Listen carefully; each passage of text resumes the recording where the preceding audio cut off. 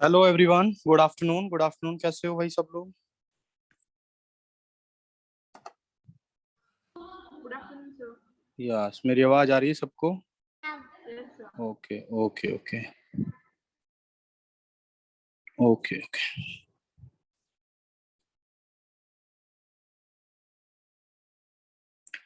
ठीक है।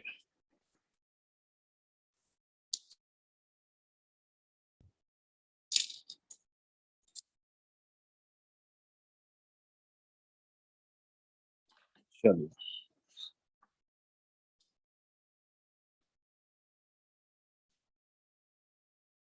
आज अपन एमीन्स चैप्टर स्टार्ट करेंगे, ठीक है? तो आई होप कि जितना भी आप सब लोगों को घाटकोपर बैच की अगर मैं बात करूं, लीडर बैच की, तो उसमें सर आपको मनीष सर कराएंगे आपको कौन सा वाला पार्ट, कार्बोनिल कंपाउंड्स, ठीक है? और अगर ऑफलाइन लीडर की बात करूं तो कार्बोनिल आपको वर्षांक सर ने करवा दिया होगा। बताओ भाई, करवा दिया? No sir. कब होगा कार्बोनिल कंपाउंड्स? हुआ नहीं अभी, आपका चल रहा होगा तो फिर। सर अभी तो सर ने स्टार्ट किया है चैप्टर। अच्छा, कार्बोनिल कंपाउंड्स है ना? तो इस वीक में आई थिंक कल भी उनकी क्लास होगी, तो कल वो आपको कार्बोनिल कार्बोनिल में ज्यादा कुछ है नहीं, क्योंकि एल्डोल और कैनिजारो वो सब करनी है, और आराम से सर आपको वो करवा देंगे, ठीक है? एक मिनट, ठीक है, ओके। तो आज अपन स्टार्ट करते हैं amine chapter, nitrogen containing compounds, ठीक है? तो इस वीक में आई थिंक इस कमिंग संडे को आपका टेस्ट भी है क्या नहीं? यस तो सर। अगर मैं नाइट्रोजन कंटेनिंग कंपाउंड्स की बात करूंगा, ऑर्गेनिक केमिस्ट्री में क्या क्या होते हैं नाइट्रोजन कंटेनिंग कंपाउंड? हेलो, अच्छा पोर्ट्रेट का, ठीक कर है। दीजिए। हाँ, nitrogen containing compounds, Thank you, sir. Yes. तो इसमें क्या होगा तुम्हारा, तीन तरह की चीजें हम पढ़ेंगे चैप्टर के वेरी फर्स्ट पेज पे, आप लोग देख सकते हैं। One is known as the amines की बात करेंगे हम। एमीन्स में भी प्राइमरी, सेकेंडरी और टर्सरी एमीन्स की बात करेंगे, ठीक है? और फिर हम बात करेंगे इसमें एनिलीन्स, मतलब एरोमेटिक पार्ट अगर जुड़ जाएगा NH2 ग्रुप से, so it will be called as the aniline. और तीसरा हम बात करेंगे यहाँ पर नाइट्रो कंपाउंड्स के बारे में, ठीक है? तो ये हो जाएगा हमारा nitrogen containing compound. One by one इनके बारे में पढ़ेंगे, ज्यादा बड़ा चैप्टर है नहीं ये, बड़ा आसानी से यहाँ पर आपका ये हो जाएगा, ठीक है? सबसे पहले हम एमीन चैप्टर की बात करेंगे।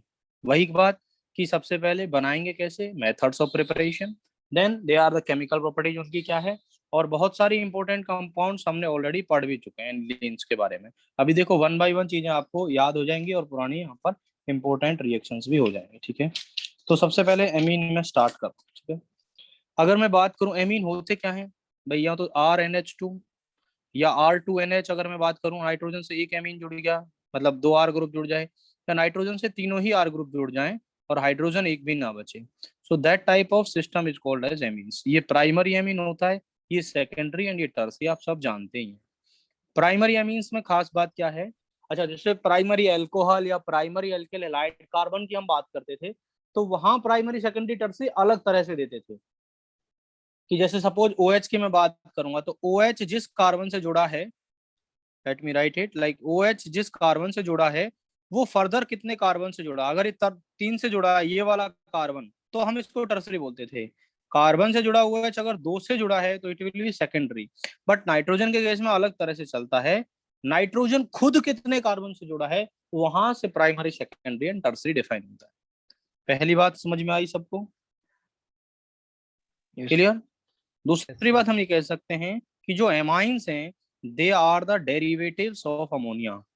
डेरिवेटिव्स ऑफ अमोनिया मतलब अमोनिया में NH बॉन्ड को रिप्लेस करके अगर हम R ग्रुप जोड़ते जाते हैं तो एक तरह से हमारा ये, जैसे अमोनिया में एक H को हटाओ एक एल्काइल पार्ट लगा दो तो बन क्या जाएगा RNH2 जो कि प्राइमरी अमीन।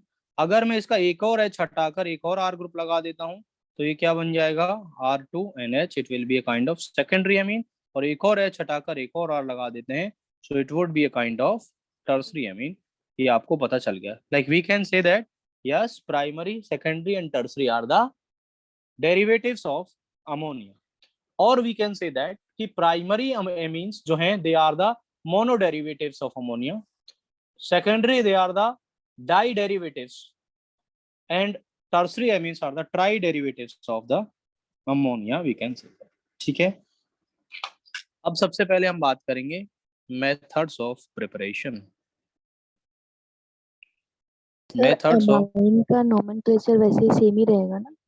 अच्छा न एमाइन का यस, एमाइंस का नोमेनक्लेचर अगर हम करेंगे तो इसमें एमाइन का जो इनका सफिक्स आएगा वो सिंपल एमाइन ही आएगा। ठीक है, बाद में तो इसे अगर नोमेनक्लेचर पढ़ना भी है तो मैं सिखा देता हूँ, चलो 2 मिनट का वो भी देख लेते हैं, दैट इज नोमेनक्लेचर भी कर लेते हैं। ठीक है, जैसे मान के चलो ये वाला दे दिया आपको, ये वाला दे दिया सिंपल, तो अपना वर्ड रूट तो यही हो गया, तो प्रोपेन अमीन आ जाएगा। ठीक है, प्रोपेन ये तो इसमें तो कोई दिक्कत ही नहीं है प्रोपेन अमीन में प्राइमरी में तो। लेकिन अगर सपोज यहाँ पर ये दे दिया आपको तो NH ये वाला, तो इसमें क्या करेंगे मेन चेन, देखो मेन चेन ये हो जाएगी, इसमें ये वाली साइड चेन, तो N पे क्या जुड़ा है मिथाइल, तो इसका नाम हो जाएगा N मिथाइल प्रोपेनामीन। मतलब एक मेन चेन देखो, उसके बाद जो जो वहां पर सब्स्टिट्यूएंट जुड़ा है वो नाइट्रोजन पे जुड़ा है तो यहाँ पर हो जाएगा। अब लेट अस सपोज टर्सरी होता तो NN यहाँ पर हो जाता ये वाला, और यहाँ पर सपोज ये दे दिया तो नाम क्या हो जाएगा, ये मेन चेन हो गई यहाँ पर, तो ये वाला क्या हो गया यहाँ पे मिथाइल, तो N, डाई मिथ 1 2 3 4 ब्यूटेन अमीन आ जाएगा। ठीक है, समझ में आई बात? इस तरह हम यहाँ पर कर सकते हैं, कोई दिक्कत परेशानी? No sir. चलिए आगे चले हम। ठीक है, आगे चल रहे हैं कि methods of preparation. Methods of preparation of एमिन्स।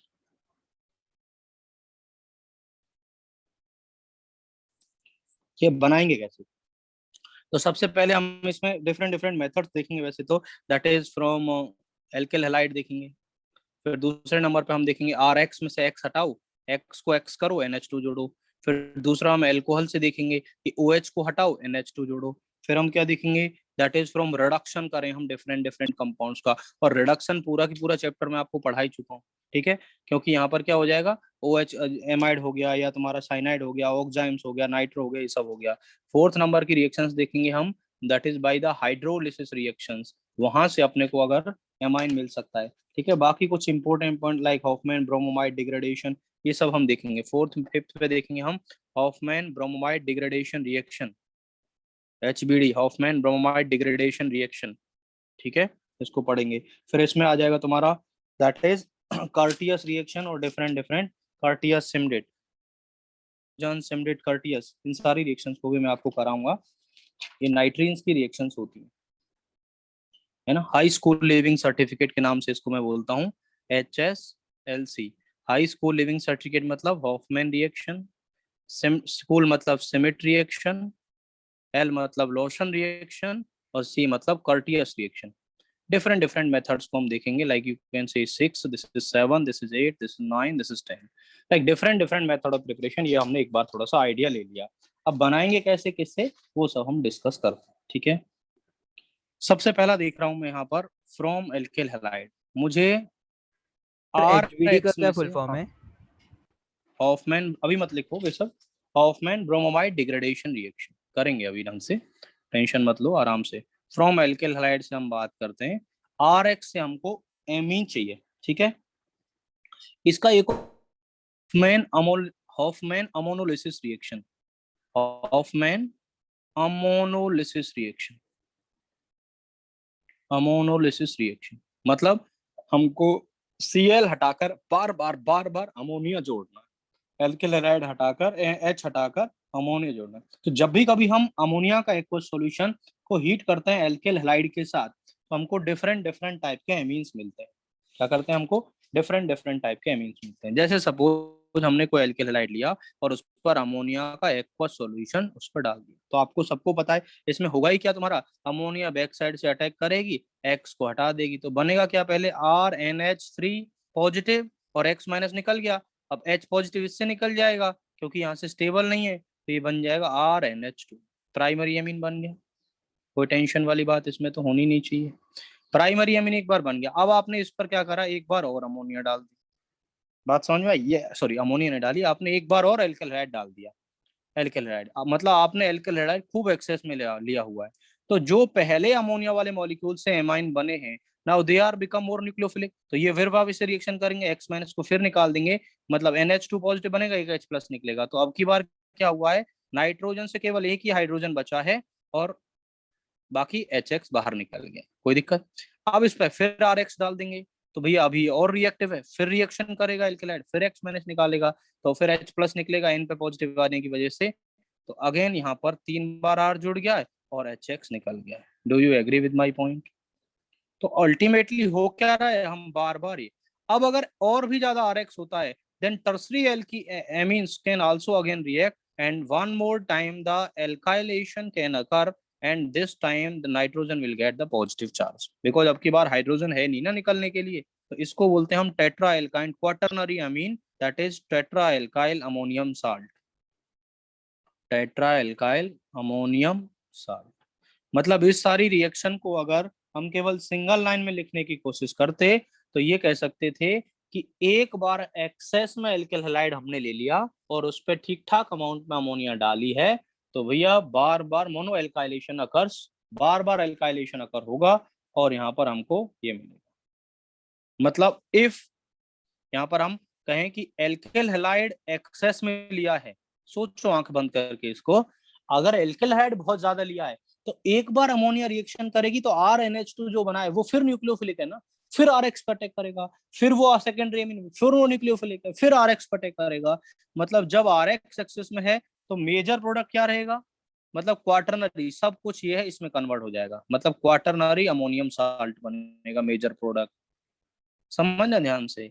और अगर हमारा एल्किल हैलाइड ना होकर अगर हमने अमोनिया एक्सेस में ली होती, तो आप खुद दिमाग लगाओ, जब अमोनिया एक्सेस में ली होती तो एक बार अमोनिया भर भर के रिएक्शन हुई तो यहाँ तक तो प्राइमरी एमीन बन गया, अब वापस अगले RX तो खत्म हो गया, मतलब अमोनिया ही, तो अब RNH तो दूसरी अमोनिया पे कोई रिएक्शन करेगा क्या, कोई रिएक्शन ही नहीं होगी, ये भी बेस वो भी बेस, ये कहेगा मेरे पास लोन पेयर है, अमोनिया कहेगी मेरे पास भी लोन पेयर है। रिएक्शन तो तब होगी ना जब एसिड बेस हो, कोई और electron deficient electron rich system हो, दोनों ही अमोनिया अमोनिया NH2 हो जाएंगे, तो फिर कोई रिएक्शन नहीं होगी। तो मेजर प्रोडक्ट फिर क्या बनेगा बताओ, primary amine. then primary amine is major product. Are you getting my point? और एग्जाम में क्वेश्चन पूछा जा सकता है जरूर, अगर बस लिख देगा अमोनिया एक्सेस में लिए एल्किल हैलाइड पर, तो आपको सिर्फ और सिर्फ अमोनिया बनाना है, प्राइमरी एमीन बनानी सॉरी, और अगर आपने RX एक्सेस में लिया है तो वो बार बार रिएक्शन करके क्वाटरनरी अमोनियम साल्ट बनाएगा final product. Are you getting my point? Clear हुआ, याद हो गया तुरंत, घर पे जाके Yes, sir. आपको बार बार रिपीट करने की जरूरत भी नहीं पड़ेगी, एक बार अभी RX हो गया। नेक्स्ट हम पढ़ते हैं फ्रॉम एल्कोहल, अब वही काम है हमको, X में तो RX के केस में X एक ठीक ठाक लीविंग ग्रुप था जो निकल जाता था आराम से, थोड़ी सी तेज ला X निकल गया, कोई बात नहीं।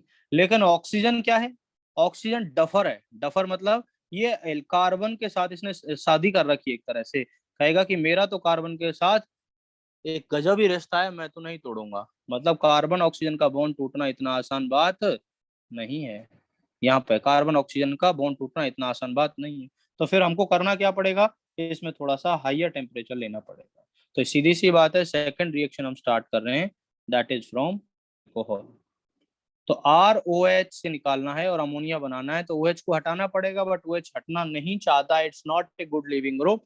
तो फिर या तो हमको इसको अच्छा लिविंग ग्रुप बनाएंगे, या फिर हम क्या करेंगे, जबरदस्ती वाली रिएक्शन कराएंगे, थोड़ा हाई टेम्परेचर वगैरह लेना पड़ेगा। तो वही काम करते हैं। एल्कोहल पर जब हम अमोनिया गैस पास करते हैं in the presence of Al2O3 alumina के ऊपर, या फिर थोरियम ऑक्साइड, ये क्या सरफेस प्रोवाइड करते हैं इनके ऊपर at the temperature of around 350 degree Celsius. आपने मॉड्यूल में भी देखा होगा, इतने हाई टेम्परेचर पर क्या होगा, फिर तो मजबूरन इसको जाना ही पड़ेगा। तो यहाँ पर ROH की जगह RNH2 बन जाएगा। अगर आपने फिर ROH मतलब अल्कोहल एक्सेस में ले रखा है, तो ये वापस रिएक्शन करेगा, तो वही काम है, एक बार फिर R2NH बनेगा, एक बार और OH और ले, तो R3N यहाँ पर बनेगा टर्सरी एल्कीन, और मतलब कुल मिलाकर यहाँ पर फाइनल रिएक्शन ये बन जाएगी। Are you getting my point? कुल मिलाकर आपको हीट ज्यादा कर दिया है, और एल्यूमिना की प्रेजेंस में या थोरियम ऑक्साइड की प्रेजेंस में कि सरफेस के ऊपर एल्कोहल को, और अगर हम अमोनिया गैस को पास करेंगे, then again we will get alkenes. Primary secondary tertiary हमको मिक्सचर मिलेगा। अच्छा, मैं आपसे एक बात पूछता हूँ, अगर किसी रिएक्शन में मुझे एक मिक्सचर मिल रहा है डिफरेंट डिफरेंट प्रोडक्ट का, तो रिएक्शन हमारे लिए मतलब अच्छी रिएक्शन बोलेंगे कमर्शियल स्केल पर, या उसको बेकार रिएक्शन बोलेंगे? बेकार।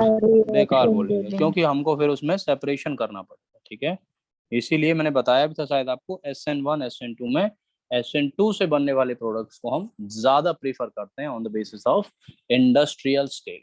ठीक है, तो ये वाली बात आपको समझ में आ गई। और वैसे भी वही काम, अगर हमने यहाँ पर एक्सेस अमोनिया ली गई होती, तो RNH2 प्रोडक्ट बनता मेजर, उसके बाद वापस अमोनिया के साथ वो रिएक्शन करता ही नहीं। तो यही काम सेम है यहाँ पर। If NH2 sorry ammonia is in excess, reaction में मेजर प्रोडक्ट क्या बनेगा, major product will be primary amine. Major product कौन रहेगा, प्राइमरी एमीन। कोई दिक्कत परेशानी? ये वाले केस में भी टेट्रा अमोनियम सॉल्ट बनेगा ना? टेट्रा नहीं बनता है इसके केस में।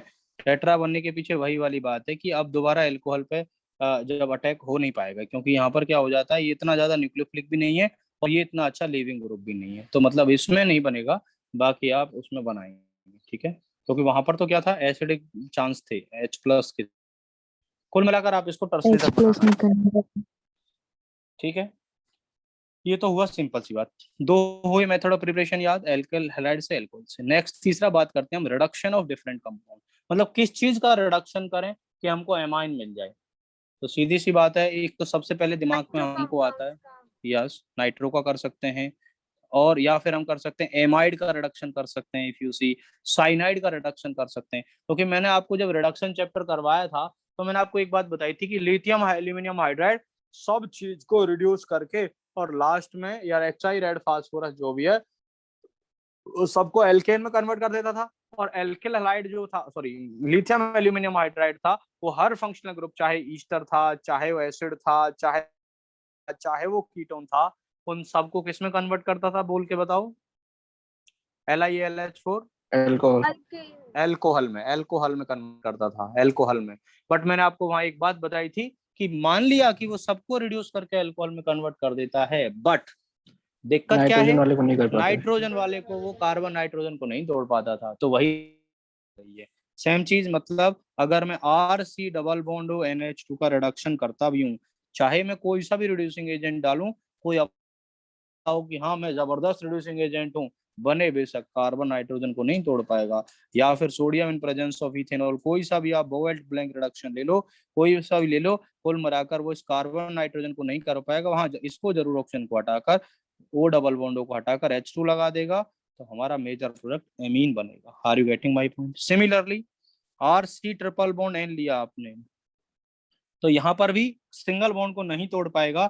आपने कोई सा भी रिड्यूसिंग एजेंट ले लिया, एनी रिड्यूसिंग एजेंट, मैं कॉमन लिख रहा हूँ, कोई भी उसने ऊपर एरो के ऊपर आपको लिखा दिख जाए, ठीक है। Sodium in presence of ethanol अगर यहाँ पर लग जाता है तो इसी रिएक्शन को हम मेंडियस रिएक्शन बोलते हैं। ठीक है, थोड़ा सा याद भी रखना है इसमें, ये इंपॉर्टेंट नेम रिएक्शन है मेंडियस रिएक्शन। तो यहाँ पर भी क्या हो जाएगा RCH2NH2, मतलब आप तो इसको ऐसे याद रखो कि दोनों पाई तोड़कर हमने दोनों तरफ दो दो H लगा दिए हैं और यहाँ पर RCH2NH2 मेजर प्रोडक्ट बन गए। Are you getting my point? लेकिन यहीं पर अगर RN ट्रिपल बॉन्ड C होता और अगर अब रिड्यूसिंग एजेंट डालते तो बनता क्या भैया, सीधी सी बात है, यहाँ पर H लगता और ये बन जाता RNH, एक ही बार यहाँ पर पाई बॉन्ड टूटता। यस, RNH CH3 कुल मिलाकर ये पाई बॉन्ड टूट जाता और बन जाता। सो यहाँ पर फिर एक चांस है क्योंकि नाइट्रोजन तो बीच में ही रहेगा, दोनों तरफ R ग्रुप आ सकता है ज्यादा से ज्यादा, तो ऑब्वियसली यहाँ पर बाय डिफॉल्ट सेकेंडरी अमीन ही बनेगा। इसमें तो कोई टेंशन वाली बात है ही। ठीक है, यहाँ पर एक प्लस माइनस मुझे लिखना चाहिए था, हालांकि आप इसको समझ गए, सिंपल डबल बॉन्ड भी लगाएंगे तो काम चलेगा। तीसरा यहाँ पर रिएक्शन हो जाएगा, तीसरा मान लो इसको। फोर्थ रिएक्शन ये हो जाएगा, इस पर रिएक्शन करेंगे let us suppose nitro compound का RNO2 का कोई भी लिथियम एल्यूमिनियम हाइड्राइड या कोई भी रिड्यूसिंग एजेंट डालोगे तो कुल मिलाकर यहाँ पर क्या हो जाएगा, it will be also reduced, RNH2 में कन्वर्ट हो जाएगा। ठीक है कि नहीं? इसमें आपको पता है कि कई बार 10HCl आपके मॉड्यूल में भी दे रखा, iron in presence of HCl, सब क्या है, रिड्यूसिंग एजेंट है। H प्रोवाइड करते हैं, नेसेंट हाइड्रोजन प्रोवाइड करते हैं, आप कोई सा भी यूज कर सकते हैं and it will convert into the amines. कोई दिक्कत परेशानी इसमें होनी ही नहीं चाहिए। फिफ्थ रिएक्शन है इसमें, दैट इज ऑक्जाइम्स, और ऑक्जाइम के साथ रिएक्शन कौन सी होती है, RCH डबल बॉन्ड NOH। ये वाला ऑक्जाइम के साथ जो रिएक्शन है, लिथियम एल्यूमिनियम हाइड्राइड, अगर हम इसके साथ रिएक्शन करते हैं तो यहाँ पर भी वही सेम काम होगा, लास्ट में ये भी RCH2NH2। कुल मिलाकर हम समझ गए, हम रट लेंगे अभी किस किस के रिडक्शन से मुझे एमीन मिलता है। पहला कंपाउंड एमाइड, दूसरा साइनाइड, तीसरा ऑक्जाइम, चौथा नाइट्रो। याद हो गया, साइनाइड, ऑक्जाइम और एमाइड और नाइट्रो, इन सब के रिडक्शन पर हमको क्या मिलता है, एमीन्स मिलता है। अमीन। याद हो गया सबको, कोई दिक्कत परेशानी इसमें होनी नहीं चाहिए। ठीक है, तो ये तो पढ़ लिया हमने from reduction of different different compound, जिसका रिडक्शन वाला पार्ट भी हो गया। Next we will discuss about the hydrolysis, किन किन रिएक्शंस का हाइड्रोलिसिस करें किन किन कंपाउंड्स का कि हमको एमीन मिल जाए। अब देखो हाइड्रोलिसिस में आपको एक तो आइसोसाइनाइड और आइसोसाइनेट्स, इनको हम पढ़ते हैं, that is from hydrolysis. Hydrolysis इसको समझते हैं, ये क्या कहना चाह रहा है। अगर आप आइसोसाइनाइड्स का करते हैं, इसमें भी आइसोसाइनाइड्स, और अगली बार पढ़ेंगे आइसोसाइनेट्स। आइसोसाइनाइड कौन होते हैं, साइनाइड कौन होते हैं, RN ट्रिपल बॉन्ड C, क्योंकि नाइट्रोजन 4 बॉन्ड बना रहा है, ऑब्वियसली यहाँ पर कोऑर्डिनेट बॉन्ड से अपना लोन पेयर दे रहा है यहाँ पर इसको, ऑब्वियसली। ठीक है, तो यहाँ पर जब इसका हाइड्रोलिसिस करेंगे तो हाइड्रोलिसिस का एक सिंपल रूल मैंने आपको बताया था कि आपको करना क्या होता है कि पाई बॉन्ड को तोड़कर, इधर नेगेटिव है इधर पॉजिटिव है, नाइट्रोजन मोर इलेक्ट्रोनेगेटिव है ना, तो इधर पॉजिटिव है, तो एक को तोड़ेंगे तो इधर H इधर OH, फिर इसको तोड़ेंगे तो इधर H और इधर OH, यहाँ पर ये वाला बात आ जाएगी। ठीक है कि नहीं? तो कुल मिलाकर आप इसको ऐसे समझ सकते हैं, क्योंकि ये तो आइसोसाइनाइड है ना, R triple N triple bond C, कुल मिलाकर आप इसको समझेंगे कि जब टूट जाएगा तो सारे हाइड्रोजन तो नाइट्रोजन मोर इलेक्ट्रोनेगेटिव पर आएंगे, negative part will attract the positive part of पानी और positive part will attract the negative part of पानी। कुल मिलाकर ये बन जाएगा HC डबल बॉन्ड OH। ठीक है कि नहीं? ठीक है कि नहीं? तो ये वाला बॉन्ड यहाँ पर बन, क्योंकि नाइट्रोजन पे पहले वाले केस में प्लस था ना, यहाँ पर नेगेटिव था, तो ये H और OH ले लेगा और इसमें कोई ऐसी दिक्कत वाली बात नहीं, आई मीन हमारा यहाँ पर बन जाएगा। कुल मिलाकर ये हाइड्रोलिसिस मैंने आपको कहाँ पे बताई थी, बॉन्डिंग में भी बताई थी, कि जब भी कैल्शियम कार्बाइड वगैरह इन सब कंपाउंड्स का पूछा जाए। सर CO2 बनेगा क्या क्या 2OH आया C पे तो CO2 नहीं निकलेगा? नहीं, सुनो मेरी बात, इसमें क्या हो जाएगा, ये RN ट्रिपल बॉन्ड C है ना, जो मैं सिखाता हूँ आपको, देखो इधर एक्चुअली तो नाइट्रोजन क्या होता है, R नाइट्रोजन के साथ बॉन्ड बना हुआ है, ठीक है, ध्यान से देखना, और कार्बन है, कार्बन कितने बॉन्ड बना सकता है, जनरली 4 बनाता है, लेकिन नाइट्रोजन तो जनरली 3 ही बॉन्ड बनाता है, तो 2 बॉन्ड तो यहाँ से बन गए इसके। ठीक है, 2 बॉन्ड तो यहाँ से बन गए। अब कार्बन का ऑक्टेट कंप्लीट हुआ नहीं, कार्बन के पास वैकेंट ऑर्बिटल है, नाइट्रोजन के पास लॉन पेयर है, तो नाइट्रोजन क्या करता है, अपना लॉन पेयर इसमें बैक बॉन्डिंग से इसको दे देता है। तो actual structure of this R and triple bond C कुछ इस तरह की हो जाती है, this will get plus and this will get minus. Got it? हाँ सर। ठीक है। फिर इसको एक तरह ऐसे भी लिख सकते हैं कि यहाँ पर इसको मैंने अगर ऐसे लिख लिया तो आर एन लोन पेयर यहाँ पर रहेगा और ये डबल बॉन्ड रहेगा और कार्बन के पास से ये भी चला गया लोन पे, क्योंकि इधर शिफ्ट हो गया ना तो कार्बन पे पॉजिटिव आएगा, पॉजिटिव नेगेटिव कैंसिल। तो एक तरह से R N triple bond C है। अब मैंने इसका हाइड्रोलिसिस किया है, ठीक है, समझना ध्यान से। तो यहाँ पर क्या होगा, एक पानी आएगा तो एच इस पे, ओ एच इस पे, एक और बार टूटेगा तो एच इस पे, ओ एच टू। तो ये तो बन गया आर एन एच टू। और यहाँ पर क्या बन गया, एक तरह से सी डबल, यहाँ पर हो जाएगा तुम्हारा ओ एच और ओ एच। OH और OH ठीक है ना, ये हो जाएगा तुम्हारा। अब यहाँ पर भी ये क्या है, मतलब बाद में ये तो HCl वगैरह की प्रेजेंस में और डालेंगे तो और H प्लस लेके कुल मिलाकर ये CO2 HCOH में कन्वर्ट, हमें इससे मतलब भी नहीं है वैसे क्या बाई प्रोडक्ट बनता है, हमें तो इससे मतलब है RNH2 बन जाएगा। अब इसमें क्या है कि हीट करेंगे तो फिर तो इसमें CO2 भी निकल जाएगा, वाटर निकल जाएगा, तो दैट्स अ डिफरेंट थिंग। इन्होंने SC डबल बॉन्ड OH दे रखा है, ठीक है, कोई दिक्कत वाली बात नहीं, हमको इससे मतलब है, एमीन बन जाएगा। तो हाइड्रोलिसिस ऑफ साइनाइड्स करेंगे, आइसोसाइनाइड्स, तो हमको क्या मिल रहा है, एमीन्स मिल रहा है। दूसरा आइसोसाइनेट्स, ध्यान रखना आइसोसाइनाइड नहीं बोल रहा हूं मैं, आइसोसाइनाइड तो पहले ही लिख लिया, अब बात कर रहा हूं आइसोसायनेट, जो कि बहुत जबरदस्त पॉइजन होता है, आप जानते ही हैं, है ना। आपको पता होगा भोपाल गैस ट्रेजेडी के पीछे जो गैस थी उसका नाम ही क्या था, MIC, मिथाइल आइसोसाइनेट, वो यही था। एप्पल की सीड में भी होता है ना, क्या, दोबारा बोलो। एप्पल्स की सीड में भी होता है ना। हाँ ऐसा भी है, सुना है मैंने ये वाला भी।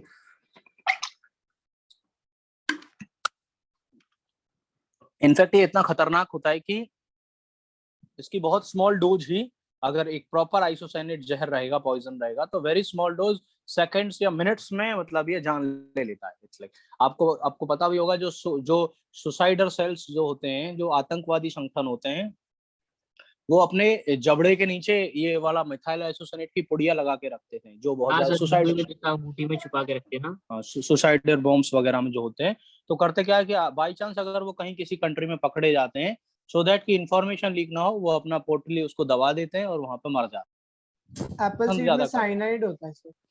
ठीक है, वो जो भी है उसका मुझे ज्यादा आइडिया नहीं पता, बट ये जरूर बताते हैं कि किसी चीज को खाने के ऊपर वो सब नहीं खाना चाहिए, ऐसा सुना है मैंने, मतलब like I don't know about that much more, but ये वाला होता है। ठीक है, तो alkyl isocyanate undergoes hydrolysis on heating with KOH and forms, एक तरह से यहाँ पर क्या बना देगा, ये एमाइन बना देगा अल्काइल। ठीक है, तो यहाँ पर एक तरह की रिएक्शन भी करेंगे, RN double bond C double bond O, ये होता है तुम्हारा अल्काइल आइसोसाइनेट। इसकी रिएक्शन जब हम किसके साथ कराते हैं, KOH के साथ रिएक्शन कराते हैं, तो फाइनल प्रोडक्ट इज RNH2 और K2CO3 निकल जाए। अब इसकी मैकेनिज्म करोगे तो मिल जाएगी मैकेनिज्म भी, आपको करना क्या है, OH में वो इस पर अटैक करेगा, फिर यहाँ से बॉन्ड टूटेगा, ये बन जाएगा, हमें कोई मतलब भी नहीं, हमें तो बस इतना याद कर लेना और कुछ नहीं। ठीक है, अगर आप चार्शन कर सकते हैं, पहले यहाँ बनेगा, यहाँ O माइनस बनेगा, मैं आपको सिखा भी देता हूँ, RN double bond C O minus, यहाँ पे OH बना, उसके बाद ये क्या करेगा, ये यहाँ पे आएगा, ये वाली रिएक्शन खत्म होगी, यहाँ पर N माइनस बनेगा, फिर ये पानी से H ले लेगा, तो ये बना RNH C double bond OH, फिर यहाँ पर और क्या होगा, हाइड्रोलिसिस होगी, वापस RNH2, यहाँ पर ये तुम्हारा जो भी बनता रहेगा। कुल मिलाकर आपको मैकेनिज्म से कोई मतलब भी नहीं है, एमीन यहाँ पर बन जाएगा। आइसोसाइनेट इनफैक्ट बीच में भी बनते हैं जब नाइट्रीन की रिएक्शन हम इसी चैप्टर में करेंगे। तो आपको आइडिया लग गया कि आइसोसाइनेट्स पे KOH डालने से भी हमारा RNH2 बन जाएगा। ठीक है, अब सबसे इंपॉर्टेंट रिएक्शन पढ़ते हैं हम, जो सबसे इंपॉर्टेंट रिएक्शन है जिसको हम बोलते हैं that means Hofmann's bromide degradation reaction, जिसको मैंने HBD बोला था, याद है, फिफ्थ रिएक्शन थी जो, यस क्लियर है। तो फिफ्थ रिएक्शन में यहाँ पर कर रहा हूँ, दैट इज हॉफमैन, ये बहुत इंपॉर्टेंट रिएक्शन है और हर साल एग्जाम में, अभी भी आपके एलएन वाले टेस्ट होंगे उसमें भी पूछी जाएगी, हॉफमैन ब्रोमामाइड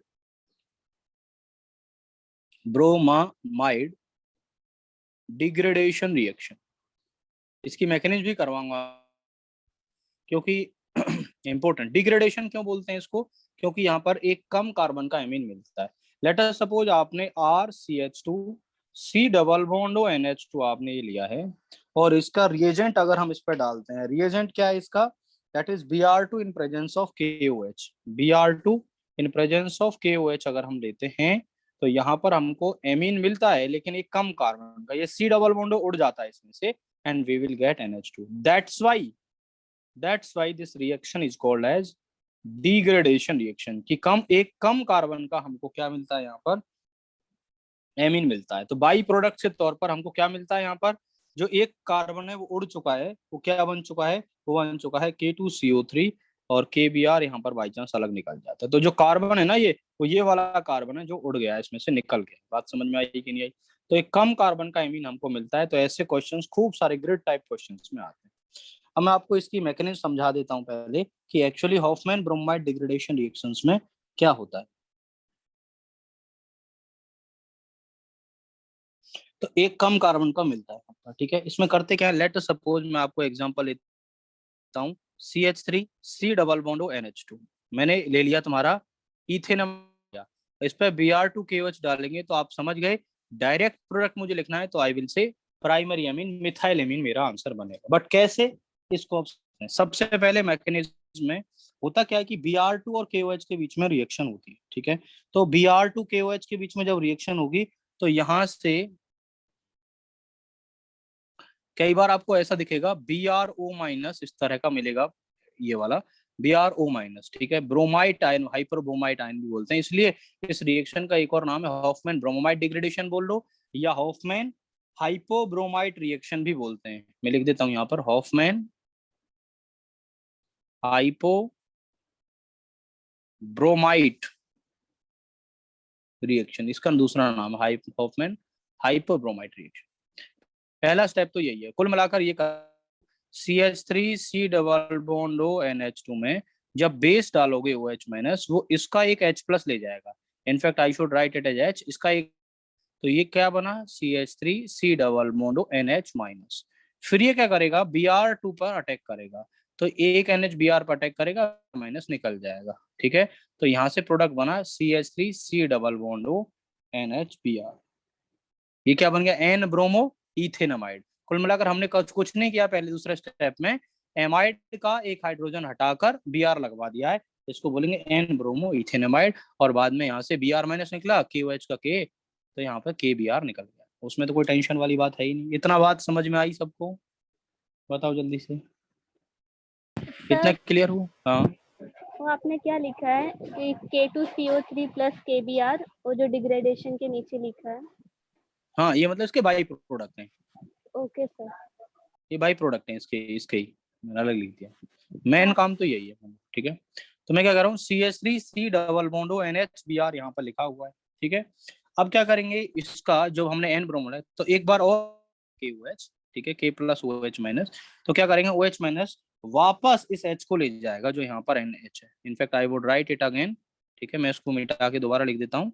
ये वाला हाइड्रोजन उठा के मैंने यहाँ लिख दिया, OH- वापस इसको H+ ले गया, तो अब बना क्या, CH3 C double bond N पे माइनस बन गया, एक लॉन पेयर पहले था, एक और आ गया, और N-Br। कोई दिक्कत परेशानी? अब क्या होगा इसमें, और रीअरेंजमेंट होता है, ये वाला डबल बॉन्ड यहाँ पे पाई शिफ्ट होता है, ठीक है। उसके बाद होता क्या है, यहाँ पर ये वाला मिथाइल यहाँ से टूटता है और इस नाइट्रोजन पे आता है और Br निकाल देता है। This is called as the rearrangement. Nitrogen का लोन पेयर बिकम्स पाई, फिर वो इस सिग्मा को तोड़ेगा और R ग्रुप यहाँ से इसी नाइट्रोजन पर आकर चिपक जाएगा, वापस रिएक्शन करा और Br निकल गया। तो ध्यान से देखिएगा बना क्या, ये CH3, ये CH1, ये CH3 मैंने ऐसे, क्या हो गया इसमें, CH3 में मैंने ऐसे लिख लिया, वो नाइट्रोजन से जुड़ा है, नाइट्रोजन ने अपना लोन पेयर देके डबल बॉन्ड बनाया, एक double bond C double bond O, और इसी को हम बोलते हैं आइसोसाइनेट। बात समझ में आई कि नहीं आई, बोलो क्लियर है? Methyl isocyanate. और ये सबसे स्लो स्टेप होता है, इसी को रेट डिटरमाइनिंग स्टेप भी हम बोलते हैं। समझ में आ रहा है कि नहीं आ रहा है इतना, बताओ। ये इंटरमीडिएट एक बार बनाना आपको आ गया, बस फिर तो कुछ बचा ही नहीं इस रिएक्शन में। जल्दी से कंफर्म करो, शुड आई टेल अगेन, और समझ में आया? सर एक बार वापस बता दो। ओके, मैं दोबारा बता देता हूँ। देखो कुछ नहीं किया है इस, इनफैक्ट पहले रिएक्शन का कोई मतलब ही नहीं है, तो बस मैंने ब्रोमाइड बताया। सेकंड स्टेप से देखोगे, सेकंड स्टेप से हो क्या रहा है, बेस आया, उसने करा क्या है, एक H को ले गया है, H प्लस को ले गया है, तो ये क्या बन गया CH3 C double bond O NH minus. समझ में आया? फिर इसने Br पर अटैक करा CH3 C1 HBr, इसमें तो कुछ हुआ ही नहीं, बस H हट के Br लगा। सेकंड स्टेप में क्या, दोबारा बोलो, हेलो,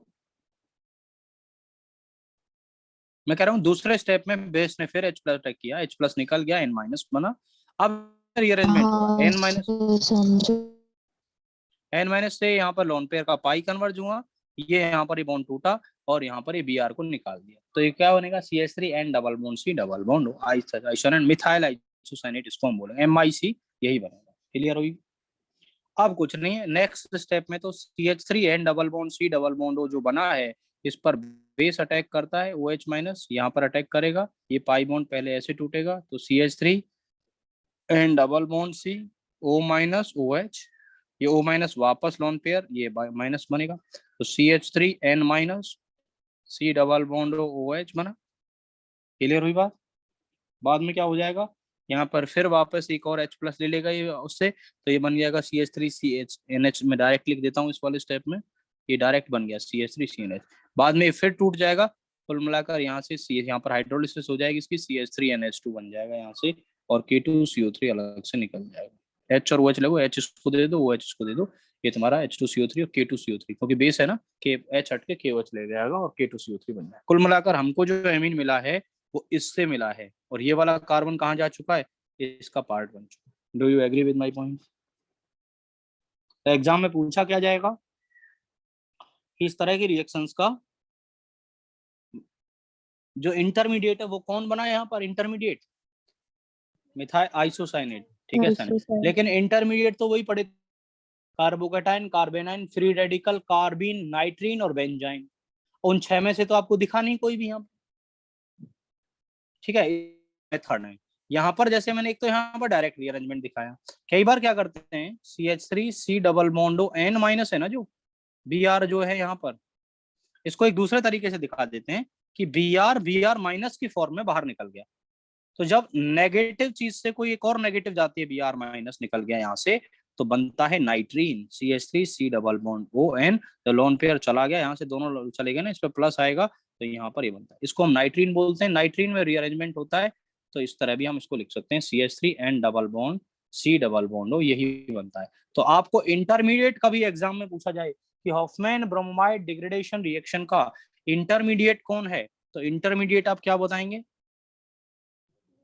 नाइट्रीन। नाइट्रीन इंटरमीडिएट तो नाइट्रीन बना, और आइसोसाइनेट एक रिएक्टिव स्पीसीज बना जो इन बिटवीन द रिएक्शन बना था। आइसोसाइनेट जो है वो इंटरमीडिएट नहीं है, इंटरमीडिएट तो 6 ही पढ़ते हैं पूरी ऑर्गेनिक केमिस्ट्री में, कार्बोकेटाइन, कार्बेनाइन, फ्री रेडिकल, कार्बिन, नाइट्रीन और बेंजाइन, इन 6 में से ही कोई एक हो सकता है। Agree with my point? ठीक है, थोड़ा सा ऊपर करिए ना, साइक्लिक हैलोनियम, वो बेंजाइन में ही आ जाएगा तुम्हारा, ठीक है। okay. तो यहाँ पर हम कह सकते हैं कि ये वाला इंटरमीडिएट हो जाएगा। दूसरी बात इसमें सबसे है कि मैंने आपको मैकेनिज्म आपके मॉड्यूल में नहीं गिवन है, बट मैंने आपको मैकेनिज्म क्यों करवाई है, सो दैट कि आपका ईच एंड एवरी स्टेप यहाँ पर क्लियर हो जाए।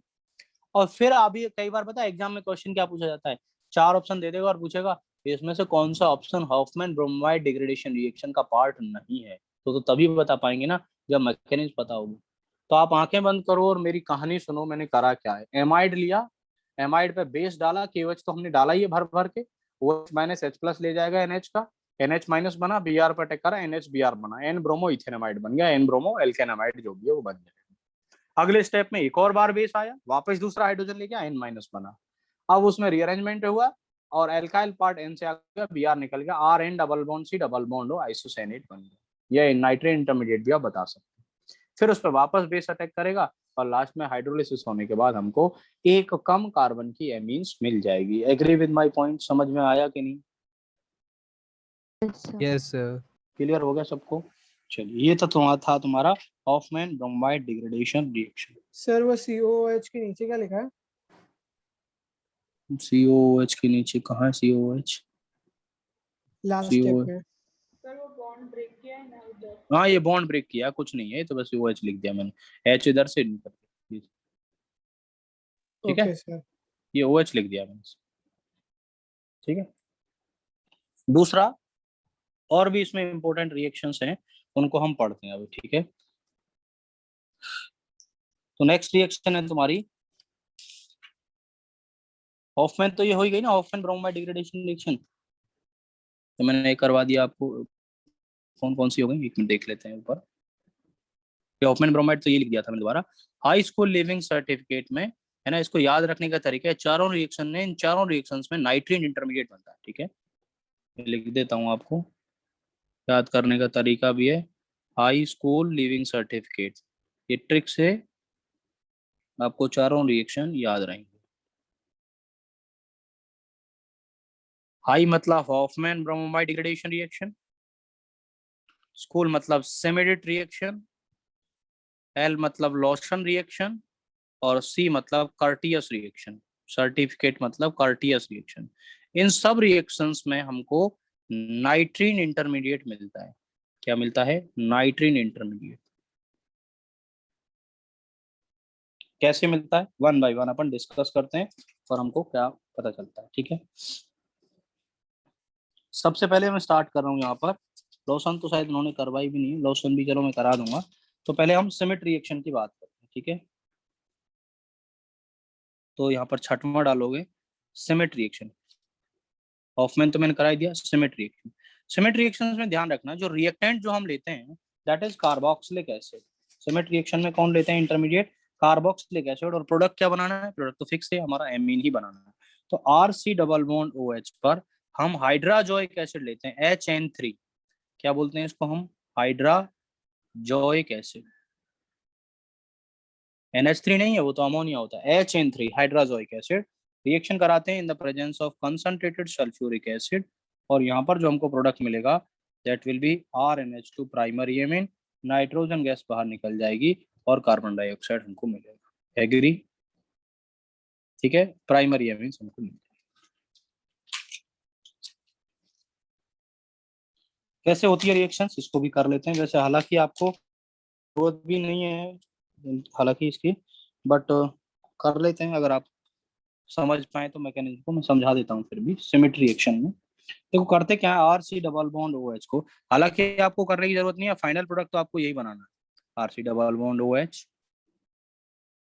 होता क्या है, कंसंट्रेटेड सल्फ्यूरिक एसिड लिया है, H+ के साथ रिएक्शन होगी, तो यहाँ पर होगा क्या, आप ऑक्सीजन का लोन पेयर जो है वो इस पर अटैक कर देगा, तो यहाँ पर बनेगा क्या, RC डबल बॉन्ड O, यहाँ पर इधर शिफ्ट हो जाएगा, तो इस कार्बन पे पॉजिटिव ये भी OH बन गया और ये भी OH बन गया। अब हाइड्राजोइक एसिड हमने लिया ही हुआ है, ठीक है। तो हाइड्राजोइक एसिड की जो स्ट्रक्चर होती है वो है कुछ इस तरह की, HNNN। हाइड्रोजोइक एसिड बनाना ना, HN3 है, तो ये डबल बॉन्ड, ये डबल बॉन्ड, ये प्लस और ये माइनस, ठीक है। ये हाइड्रोजोइक एसिड की स्ट्रक्चर है। इसमें क्या रेजोनेंस होगा, तो ये यहाँ से N- बनेगा, ये N- जो बनेगा ये can attack on this carbon, ठीक है। समझ में आ जाए तो वेल एंड गुड, नहीं भी आए तो भी कोई दिक्कत वाली बात नहीं है। यहाँ से OH नाइट्रोजन ने अटैक किया है, ये NH हो गया यहाँ से, और यहाँ से N ट्रिपल बॉन्ड N हो जाएगा, क्योंकि इसका लोन पेयर था ना, ये लोन पेयर तो ट्रिपल बन चुका है, इधर से यहाँ पर सिंगल बॉन्ड है। समझ में आया बात, कोई दिक्कत? इस पे प्लस हो गया। अब इसमें कुछ करना ही नहीं है, अब यहाँ से एक OH ये वाला इक्वल पाई वन, यहाँ से एक OH निकल जाएगा, तो डायरेक्ट प्रोडक्ट बन गया RC double bond O NH N triple bond N। अब N पे पॉजिटिव तो वैसे ही स्टेबल नहीं है, बात समझ में आई कि नहीं आई? तो यहाँ पर जो प्रोडक्ट बनेगा वो क्या बनेगा, C डबल बॉन्ड O हो गया ना यहाँ पर, और एक OH था ही हमारा। 1 मिनट, सॉरी एक चीज और थोड़ा सा करनी है, जस्ट वेट। यस, यहाँ से पहले ये यहाँ जाएगा और फिर इस OH को निकालेगा, ठीक है। तो ये बना क्या, RCOH double bond N, double bond N, यहाँ पे प्लस, ठीक है। अभी तक इतनी बात क्लियर है, कोई दिक्कत? एक OH यहाँ पर, अब ये क्या करेगा, ये OH का लोन पेयर यहाँ, और ये यहाँ पे शिफ्ट हो जाएगा, इसका लोन पेयर यहाँ पे, तो ये प्रोडक्ट क्या बने, ध्यान से देखिएगा, RC double bond O N पे minus N+ triple bond N। अब देखिए ये वाला नेगेटिव है, नेगेटिव से एक और नेगेटिव जाता है, बिकॉज n पे प्लस ऑन पेयर हीट करके अगर हम इसको निकालेंगे तो ध्यान से देखो प्रोडक्ट क्या बना है तुम्हारा। प्रोडक्ट कुछ इस तरह का बना है, R C double bond O N इसका लोन पेयर भी चला गया है, तो यहाँ पर ये बचा तुम्हारा केवल और केवल, पहले 2 लोन पेयर थे ना नाइट्रोजन के पास, अब एक ही लोन पेयर बचेगा और इसी को हम नाइट्रीन बोलते हैं। क्या बोलते हैं? नाइट्रीन। क्योंकि देखो नाइट्रोजन के पास एक लोन पेयर तो पहले से ही था, अब इस पाई बॉन्ड के टूटने की वजह से एक लोन पेयर और आया था, इसलिए मैंने यहाँ पर लोन पेयर और नेगेटिव चार्ज लिखा। अब नेगेटिव से नेगेटिव कभी भी जाता है, तो उसने किसी का लूटा था, अब इसका लूट गया तो न्यूट्रल बन गया, और इसी को हम नाइट्रीन इंटरमीडिएट बोलते हैं, क्योंकि नाइट्रीन इंटरमीडिएट में होता ही कितना है, 2 बॉन्ड यहाँ के और दो इलेक्ट्रॉन ही, टोटल 4 इलेक्ट्रॉन होते हैं, एक बॉन्ड और एक बॉन्ड पेयर, तो 4 इलेक्ट्रॉन पेयर यहाँ पर हो जाएगा। ये नाइट्रीन इंटरमीडिएट और वैकेंट ऑर्बिटल होता है। इसमें रीअरेंजमेंट होगा तो प्रोडक्ट क्या बना, R N double bond C double bond, वही आइसोसेनेट बना। इसके बाद तो हाइड्रोलिसिस होनी है, आप समझ में आ गया, RnH2 प्रोडक्ट बन गया। तो फाइनल प्रोडक्ट हमारा RnH2 बना। आपको समझ में आई तो वेल एंड गुड, नहीं भी आई आपको इतना याद रखना है, कार्बोक्सिलिक एसिड लेंगे हाइड्रोजोइक एसिड के साथ RnH2 बनाएगा, N2CO2 बाहर, दैट्स इट, फिनिश। बात समझ में आई? सिमिट रिएक्शन ये हाई स्कूल लिविंग सर्टिफिकेट में 2 रिएक्शन हमारी हो चुकी हैं, हॉफमैन ब्रोमाइड सिमिट, क्लियर है? क्योंकि मैकेनिज्म आपके पेपर में नहीं है, इसलिए मैं आपको ज्यादा जोर देके नहीं बता रहा हूँ, आपको बता दिया, याद हो जाए वेल एंड गुड। बस इतना याद जरूर रखना है कि यहाँ पर इंटरमीडिएट कौन सा बनता है, बोलो सब लोग, नाइट्रीन। नाइट्रीन, बस इतना याद रखना है। लिविंग का मतलब है लूजन और सर्टिफिकेट का मतलब है कर्टियस। तो पहले मैं कर्टियस कराऊंगा, एक्चुअली इनकी भी कहानी बहुत जबरदस्त है, जो साइंटिस्ट थे लूजन और कर्टियस, जो इंटरमीडिएट की कहानी थी ना, ये सबसे अच्छा आइडिया था लूजन का, लेकिन लूजन लूजर हो गया। कैसे? लॉसन जो रिएक्शन है, जो ये वाली थी, सबसे बड़ा contribution towards the reaction was Lawson, but होता है ना, वो कहते हैं ना, इसके लक खराब था, सबसे पहले आइडिया इसने दिया बट ये एग्जीक्यूट नहीं कर पाया, और हॉफमैन सिमिट और कर्टियस ने इसका फायदा उठा लिया, और लॉसन रिएक्शन एक तरह से लूजर ही रह गया। बात समझ में आई? तो हालांकि इसकी कहानी बड़ी अच्छी है, बट कहानी तो बाद में पढ़ेंगे अपन, लॉसन रिएक्शंस कराते हैं, लॉसन बाद में कराऊंगा, सॉरी, पहले अपन कर्टियस रिएक्शन।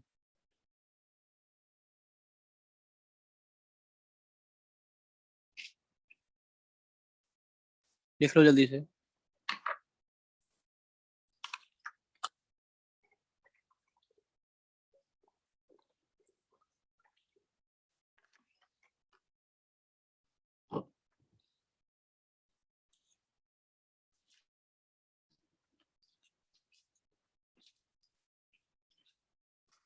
हो गया सर। चलिए, कर्टियस रिएक्शन में क्या करते हैं अपन, कार्बोक्सिलिक नहीं, एसिड हैलाइड लेते हैं RCOCl, और इसमें जो इसकी रिएक्शन करते हैं सोडियम एजाइड के साथ, वहां HN3 लेते थे, यहाँ NaN3 लेते हैं, वहां हाइड्रोजोइड बोलते थे, इसको हम क्या बोलेंगे, सोडियम एजाइड। जब इसके साथ रिएक्शन होती है तो सीधी सी बात है, Na+N3- ये अटैक करेगा न्यूक्लियोफिलिक, ये माइनस निकालेगा इसको, तो सबसे पहला प्रोडक्ट तो बना RC double bond N3 azide ion बना, ये वाला बन गया, इसमें तो कोई टेंशन वाली बात है ही नहीं। अब होता क्या है, अगर मैं RCON3 की स्ट्रक्चर खोल के लिखूं थोड़ा सा, तो ध्यान से देखो, हर नाइट्रोजन 3 बॉन्ड बना सकता है और एक लॉन पेयर रहता है, तो ध्यान से देखो, अगर मैं यहाँ पर एक डबल बॉन्ड होना, तो नाइट्रोजन ने 4 बना लिए, यहाँ तो प्लस आ गया, और इसने 2 ही बनाए, तो इसके ऊपर एक लॉन पेयर तो होना ही था, एक लॉन पेयर और आ गया, और यहाँ पर 3 ही बॉन्ड बना रहा है, तो यहाँ पे लॉन पेयर है। ये RCON3 की एक करेक्ट स्ट्रक्चर है, हाँ या ना? अगर मुझे RCN3 बनाना है तो देखो पॉजिटिव और नेगेटिव कैंसिल भी हो रहे हैं, तो खत्म भी हो रहा है। अब क्या होगा, ये वाला लोन पेयर यहाँ पे पाई बनाएगा और ये यहाँ पर जाएगा, तो ध्यान से देखो बना क्या, अभी जैसे अभी किया था हमने एक लोन पेयर तो पहले से था, एक और आ गया तो नेगेटिव चार्ज, ये कन्वर्ट हुआ सिंगल में, इस पे पॉजिटिव चार्ज है, ये ट्रिपल हुआ, यहाँ पे एक lone pair. Agree with my point, हाँ या ना? क्लियर है? जैसे ही हम इसको हीट करेंगे तो इस सिग्मा बॉन्ड के इलेक्ट्रॉन ऐसे निकल जाएंगे, तो इस सिग्मा बॉन्ड में एक इस नाइट्रोजन का था, ये भी चला गया, इसने किसी का लूटा था तो नेगेटिव चार्ज, और इसने अब लुट गया तो खुद देंगे। तो सीधी सी बात है, जब हमारा नेगेटिव से एक पूरा नेगेटिव जाता है यहाँ से, तो बनता है न्यूट्रल सिस्टम, और ये क्या बन गया तुम्हारा, एक तरह से न्यूट्रल बन गया है, और इसको बोलते हैं नाइट्रीन। फिर नाइट्रीन बन गया, इसमें रीअरेंजमेंट होगा तुम्हारा ये सब, तो यहाँ पर क्या बन जाएगा, RN double bond C double bond हो, आइसोसाइनेट बन गया। नाइट्रीन इंटरमीडिएट था और नाइट्रीन इंटरमीडिएट में रीअरेंजमेंट हुआ और आइसोसाइनेट यहाँ पर बन गया। बस एक बार आइसोसाइनेट बन गया तो फिर इसमें टेंशन ही क्या है क्योंकि यहाँ पर पानी क्या डाल हो गया, देंगे। ये वाला नेगेटिव चले, तो अब इस पर रिएक्शन करनी है, बस रीअरेंजमेंट होके पानी डाल देना है और हमारा RNH2 बन जाएगा, कोई दिक्कत वाली बात नहीं। तो आप देखोगे इन सारे रिएक्शंस में एक चीज कॉमन हो रही है, पहले नाइट्रीन, तो उसका रीअरेंजमेंट और फिर हमारा हाइड्रोलिसिस। लास्ट वाला पार्ट तो कॉमन ही है, बस अंतर किस में आ रहा है, रिएजेंट अलग ले रहे हैं और रिएक्टेंट अलग ले रहे हैं, केवल उनको अलग लेने से हमको डिफरेंट डिफरेंट प्रोडक्ट्स मिल रहे हैं। ये एग्री विद माय पॉइंट, हाँ या ना? Yes sir. चलिए, ये वाली हालांकि आपके उसमें दे भी नहीं रखी है वैसे, इसमें लोजन रिएक्शन इनफेक्ट करने की भी जरूरत नहीं है, आप लोजन रिएक्शन छोड़ ही दें, कोई जरूरत भी नहीं है, ठीक है। हालांकि उसमें भी कुछ इस तरह का ही होगा, दैट इज एमाइड लेंगे, वहां पर हाइड्रोक्सिक एसिड देते हैं, बट उसकी जरूरत नहीं, ठीक है। तो इतनी बात करें, अभी तक हमने क्या पढ़ा, तो इन सारी रिएक्शंस में नाइट्रीन इंटरमीडिएट, उसके बाद उसका रीअरेंजमेंट होकर आइसोसाइनेट एंड देन हाइड्रोलिसिस होकर एमीन्स। अब एक लास्ट रिएक्शन कराता हूं मैं आपको, 8th reaction which is known as Gabriel phthalimide synthesis, most important. इस पूरे एमीन चैप्टर में 2 रिएक्शन बहुत ही इंपॉर्टेंट है, कौन कौन सी, गैब्राइल थैलेमाइड और दूसरी थोड़ी देर पहले हमने करी थी, कौन सी थी, Hofmann Hofmann bromide. Bromide degradation. इनसे हर बार क्वेश्चन आता है, Gabriel phthalimide synthesis reaction, Gabriel phthalimide reaction synthesis, ये एक्चुअली प्राइमरी अमीन बनाने का सबसे अच्छा मेथड है। और ध्यान रखने वाली बात है, aromatic amines are not formed from this one, aromatic amines can not be prepared by this method. पहले ही बता रहा हूँ, क्योंकि 4 ऑप्शंस गिवन होंगे और उन ऑप्शंस में से एक पूछा जाएगा, गैब्राइल थैलेमाइड से कौन सी नहीं मिलेगी, तो आंसर वुड बी एरोमेटिक। की क्या वजह है समझते हैं। थैलेमाइड क्या बनता है, थैलिक एसिड से, तो ये तो पता ही है ना आपको। अगर आपको कभी रिएजेंट इस तरह का दे दिया जाए, ये कौन सा है, थैलिक एसिड, जब ऑर्थो पे 2 COH, इसमें KOH डाल के एक वाटर निकालेंगे यहाँ पर, तो सीधी सी बात है, वाटर निकल जाएगा तो ये क्या बना, C डबल बॉन्ड हो, C डबल बॉन्ड हो, वाटर निकल गया तो बना थैलिक एनहाइड्राइड, हाँ या ना? लेकिन अगर मैं ये रिएक्शन ना करवा कर, अगर मैं इसमें KOH की जगह डायरेक्ट NH अमोनिया डाल देता हूँ, तो ध्यान से देखिएगा बनेगा क्या इसमें बन जाएगा थैलेमाइड, ठीक है। थैलिक एसिड से बनता है थैलेमाइड। तो कभी इस तरह की रिएक्शंस दे दी जाए आपको और अमोनिया डाल दिया जाए यहाँ पर और हीट कर दिया जाए, तो हमको बनेगा थैलेमाइड। इसी का यूज करना है हमको, गैब्राइल थैलेमाइड सिंथेसिस है। अब क्या करेंगे, इस पर हमने डाला बेस, KOH डाला है, तो होगा क्या, सबसे पहले बेस क्या करेगा, इस एसिडिक हाइड्रोजन को ले जाएगा और प्रोडक्ट क्या बनेगा, यहाँ पर RC डबल बॉन्ड हो, N पे माइनस चार्ज आ गया, H+ ले गया था, इसका एक लोन पेयर तो पहले ही से था और यहाँ पर एक लोन पेयर H+। क्लियर है मेरी बात, एक लोन पेयर तो था, H+ को ले गया और ये अपना इलेक्ट्रॉन पेयर यहाँ पर छोड़ गया, तो lone pair and negative charge, sorry एक ही लोन पेयर आएगा और नेगेटिव चार्ज, ये वाला पार्ट यहाँ पर बन गया, N- K+, KOH है ना, K+ यहाँ पर बना। अब क्या होगा, गैब्राइल थैलेमाइड सिंथेसिस में हम इस पर रिएक्शन कराते हैं, किसी भी एल्किल हैलाइड पर, RI पर रिएक्शन कराते हैं। ये न्यूक्लियोफाइल की तरह काम करता है, बैक साइड से अटैक करेगा, SN2 अटैक होगा और यहाँ पर आयोडीन को निकाल देगा। तो जो भी R ग्रुप हमको जोड़ना है वो N से आके जुड़ गया है, तो ध्यान से देखिएगा, C डबल बॉन्ड हो, C डबल बॉन्ड हो, N, और यहाँ से R ग्रुप आके जुड़ गया है और KI बन गया है, क्योंकि I माइनस तो निकल, लात मार दी इसने, ये न्यूक्लियोफाइल की तरह काम, R वाला पार्ट है सबस्ट्रेट की तरह काम कर।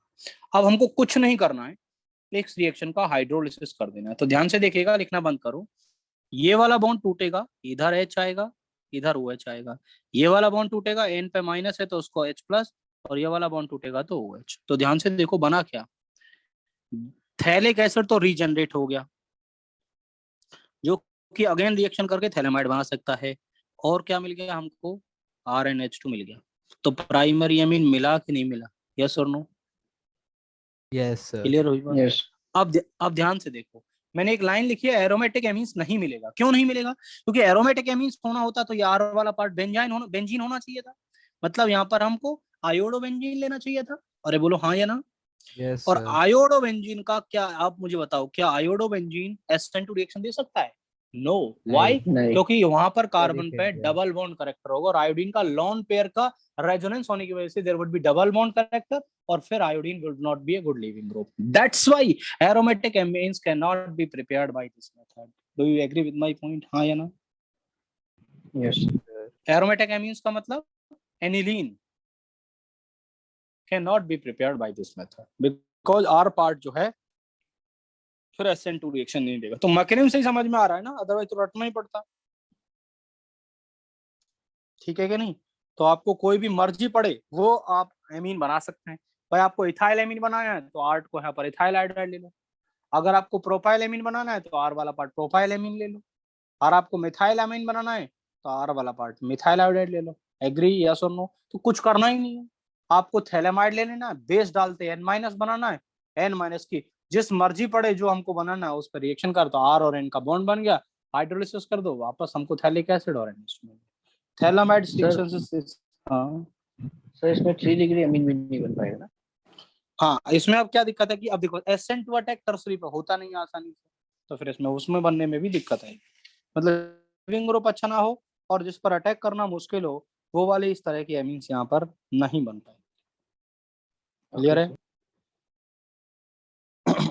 तो आपको ये सारी रिएक्शन 7-8 रिएक्शन जितनी भी मैंने कराई हैं सबको क्लियर हुआ? कोई दिक्कत परेशानी? ठीक है। Test No, of sir. Amines, तो टेस्ट ऑफ एमीन्स मैं लास्ट में करवाऊंगा जो आपके मॉड्यूल में दे रखा है गोल्डन की पॉइंट कि Hofmann test, Hinsberg test, fractional, ये सब मैं बाद में कराऊंगा जहां पर हम टेस्ट ऑफ एमीन्स करें। हाल फिलहाल हम आगे चल रहे हैं और फिलहाल पढ़ते हैं इसकी फिजिकल प्रॉपर्टीज। क्लियर हुआ? मेथड ऑफ प्रिपरेशन की समरी आप सबको याद हो गई? कर लेंगे सब लोग? Yes sir. चलिए। सर आज ही चैप्टर कंप्लीट हो जाएगा? नहीं नहीं, अभी तो इसमें एनिलीन है, एलिन की रिएक्शंस पढ़ेंगे, फिर उसके बाद इसमें नाइट्रो कंपाउंड्स हैं, तो अभी लगेगा इसमें, कल का दिन भी लग जाएगा, मतलब 2 दिन में शायद आसानी से हो जाएगा। तो आपके पास शायद लास्ट वाला दिन रिवीजन के लिए भी हो जाए, क्योंकि अपनी 3 दिन क्लास है ना, आज है, कल भी है, परसों भी है ना। सो देख लेंगे परसों वाली, अगर जल्दी हो गया तो परसों वाली क्लास में हम कुछ ग्रिड टाइप क्वेश्चंस कर लेंगे थोड़े टाइम के लिए, 1-8 घंटे के लिए, अगर हमारा टाइमली सिलेबस हो जाता है तो। ठीक है, तो रिवीजन करा देंगे फिर उसमें। फिजिकल प्रॉपर्टीज की बात करते हैं। फिजिकल मतलब देखने में कैसे हैं, तो सिंपल सी बात है, जो पहला है प्राइमिथाइल एमीन जो है CH3NH2, ये तो गैस होता है, बाकी आगे आने वाले क्या हो जाते हैं, लिक्विड हो जाते हैं, पर उनमें भी वॉलेटाइल लिक्विड रहते हैं। तो इथाइल एमीन क्या है? Volatile liquid. ये तो सिंपल सी बात है, इसमें तो कुछ करना है नहीं। दूसरी जबकि क्या है, जो एमीन्स है उनकी जो स्मेल होती है वो फिशी लाइक स्मेल होती है। ठीक है, जैसे मछली में होती है इस तरह की स्मेल एमीन्स में होती है। अब अगर हम इनके बॉइलिंग पॉइंट की बात करेंगे तो सीधी सी बात है कि एल्कोहल्स के कंपैरेटिवली इनका बॉइलिंग पॉइंट कम पाएगा या ज्यादा पाएगा? कम पाएगा। क्यों? क्योंकि भैया बॉइलिंग पॉइंट डिपेंड करता है कि आपस में मॉलिक्यूल्स कैसे जुड़े हुए हैं। अब आपस में मॉलिक्यूल किस तरह जुड़े होंगे, depend on the hydrogen bonding की स्ट्रेंथ। क्योंकि हाइड्रोजन बॉन्डिंग तो अल्कोहल भी देते हैं और हाइड्रोजन बॉन्डिंग एमीन्स भी देंगे। तो अगर आप ध्यान से देखो, अगर मैं किसी एक प्राइमरी एमीन की बात करूं RNH2, फिर RNH2 इस तरह हमने यहाँ पर लिखा, फिर हमने एक और RNH2 लिखा है इस तरह, तो आप ध्यान से देखो इसका हाइड्रोजन इसके साथ क्या दिखा रहा है, hydrogen bonding, hydrogen bonding, hydrogen bonding. Agree with my point? But आप ध्यान से देखो ये वाली जो हाइड्रोजन बॉन्डिंग की स्ट्रेंथ है वो अल्कोहल के कंपैरेटिवली कम है या ज्यादा है? कम है। क्यों? क्योंकि अल्कोहल्स के केस में क्या होता है, ROH ऑक्सीजन लोन पेयर है, और वैसे भी oxygen delta minus delta plus यहाँ ज्यादा चार्ज है। मैंने आपको effect of strength of hydrogen bonding मैंने तो नहीं कराई आपको हालांकि, क्योंकि केमिकल अलग उसमें पढ़ा है, तो मैं बता देता हूँ। Effect strength of chemical bonding कैसे डिपेंड करती है कि जिससे ऑक्सीजन, जिससे हाइड्रोजन जुड़ा हुआ है that must be more electronegative. तो नाइट्रोजन और ऑक्सीजन में से ज्यादा इलेक्ट्रोनेगेटिव ऑक्सीजन है तो ज्यादा खींचेगा, ज्यादा सताएगा हाइड्रोजन को, तो यहाँ पर ये दूसरे के पास भाग जाएगी और रिएक्शन वहां पर बॉन्ड अच्छी तरह बनाएगी। ठीक है कि नहीं? तो यहाँ पर क्या हो जाएगा, मोर बॉन्ड की स्ट्रेंथ, तो इफेक्ट ऑफ हाइड्रोजन बॉन्डिंग या स्ट्रेंथ ऑफ, तो एल्कोहल्स के केस में वो ज्यादा पाएगी। क्लियर है मेरी बात?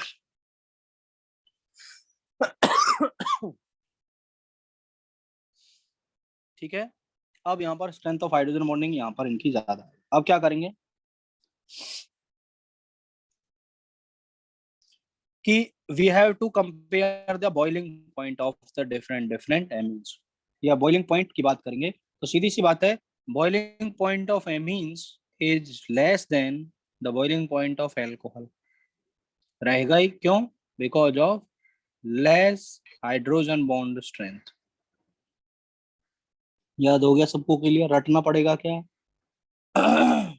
मतलब इन्हीं के कंपैरेटिव मॉलिक्यूल्स से हम कंपैरिजन करेंगे, उतने ही कार्बन का अल्कोहल और उतने ही कार्बन का एमीन, तो हम कहेंगे boiling point of primary secondary amines are lower than those of alcohol of the comparable molecular weight. अब आपके दिमाग में क्वेश्चन आ रहा होगा, सर प्राइमरी और सेकेंडरी में तो ठीक है, टर्सरी एमीन तो हाइड्रोजन बॉन्डिंग शो ही नहीं करते, उनका क्या करेंगे?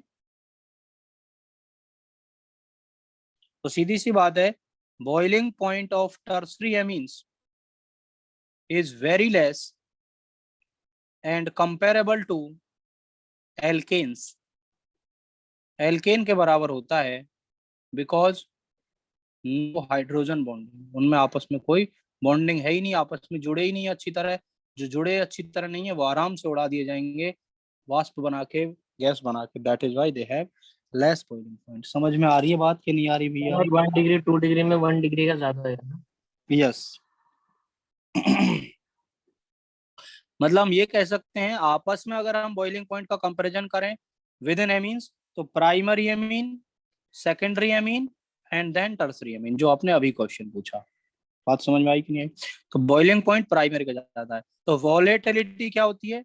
गैस में बनने की टेंडेंसी, तो प्राइमरी एमीन की कम हो जाएगी, सेकेंडरी की और ज्यादा, टर्सरी की और ज्यादा। सिंपल सी बात है, boiling point and volatility are the opposite trends. कोई दिक्कत? क्लियर हुई बात? सबको समझ में आ रहा है? चलें आगे। भाई आ रहा है कि नहीं आ रहा समझ में? Yes, sir. आ रहे सर।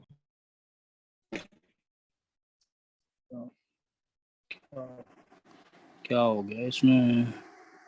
अरे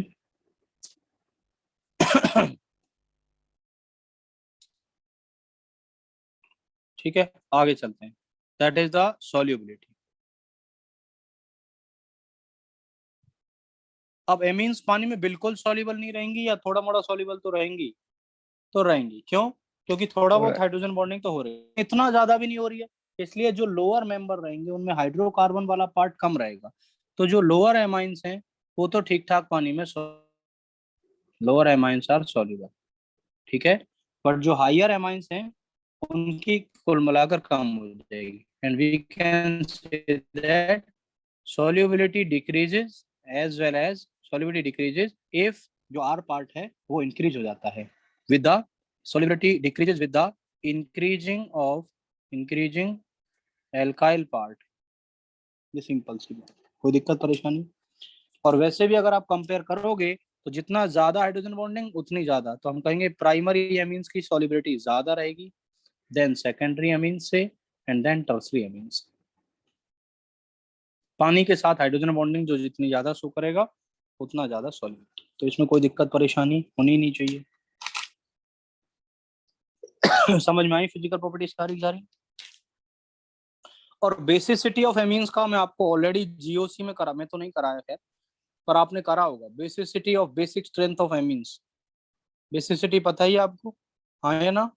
depends on directly proportional to the lone pair availability, हाँ या ना? Yes sir. तो एसिड बेस स्ट्रेंथ जब जीओसी 1 करा होगा तो कराया गया होगा ये।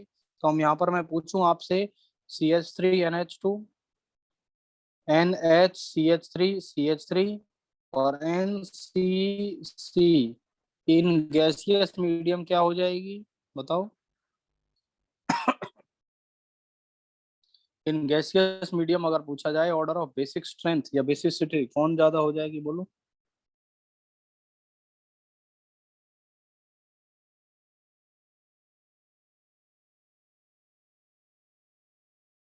अरे बताओ। टर्शरी वाला। टर्सरी हो जाएगा, then secondary, then primary. Simple. But अगर मैं एक्वस मीडियम में पूछूंगा तो आंसर यही आएगा या थोड़ा बहुत चेंज हो सकता थोड़ा बहुत चेंज। है? तो क्या चेंज होगा, कुछ पता है? 13। कौन कौन सा? सेकंड और थर्ड में चेंजेस आ जाएगा। नहीं, सेकेंडरी सबसे ज्यादा बेसिक रहेगा ही रहेगा। उसके बाद यहाँ पर प्राइमरी एंड देन टर्सरी 213 का ऑर्डर चलता है if R group is methyl. और अगर आर ग्रुप मिथाइल नहीं है तो सेकेंडरी तो ज्यादा रहना ही है, then tertiary then primary if R group is not methyl. Methyl के अलावा कुछ भी है तो ये ट्रेंड करवाया था कि नहीं, पहले तो ये बताओ, समझ में आता है, रटा जा रहा है कि नहीं?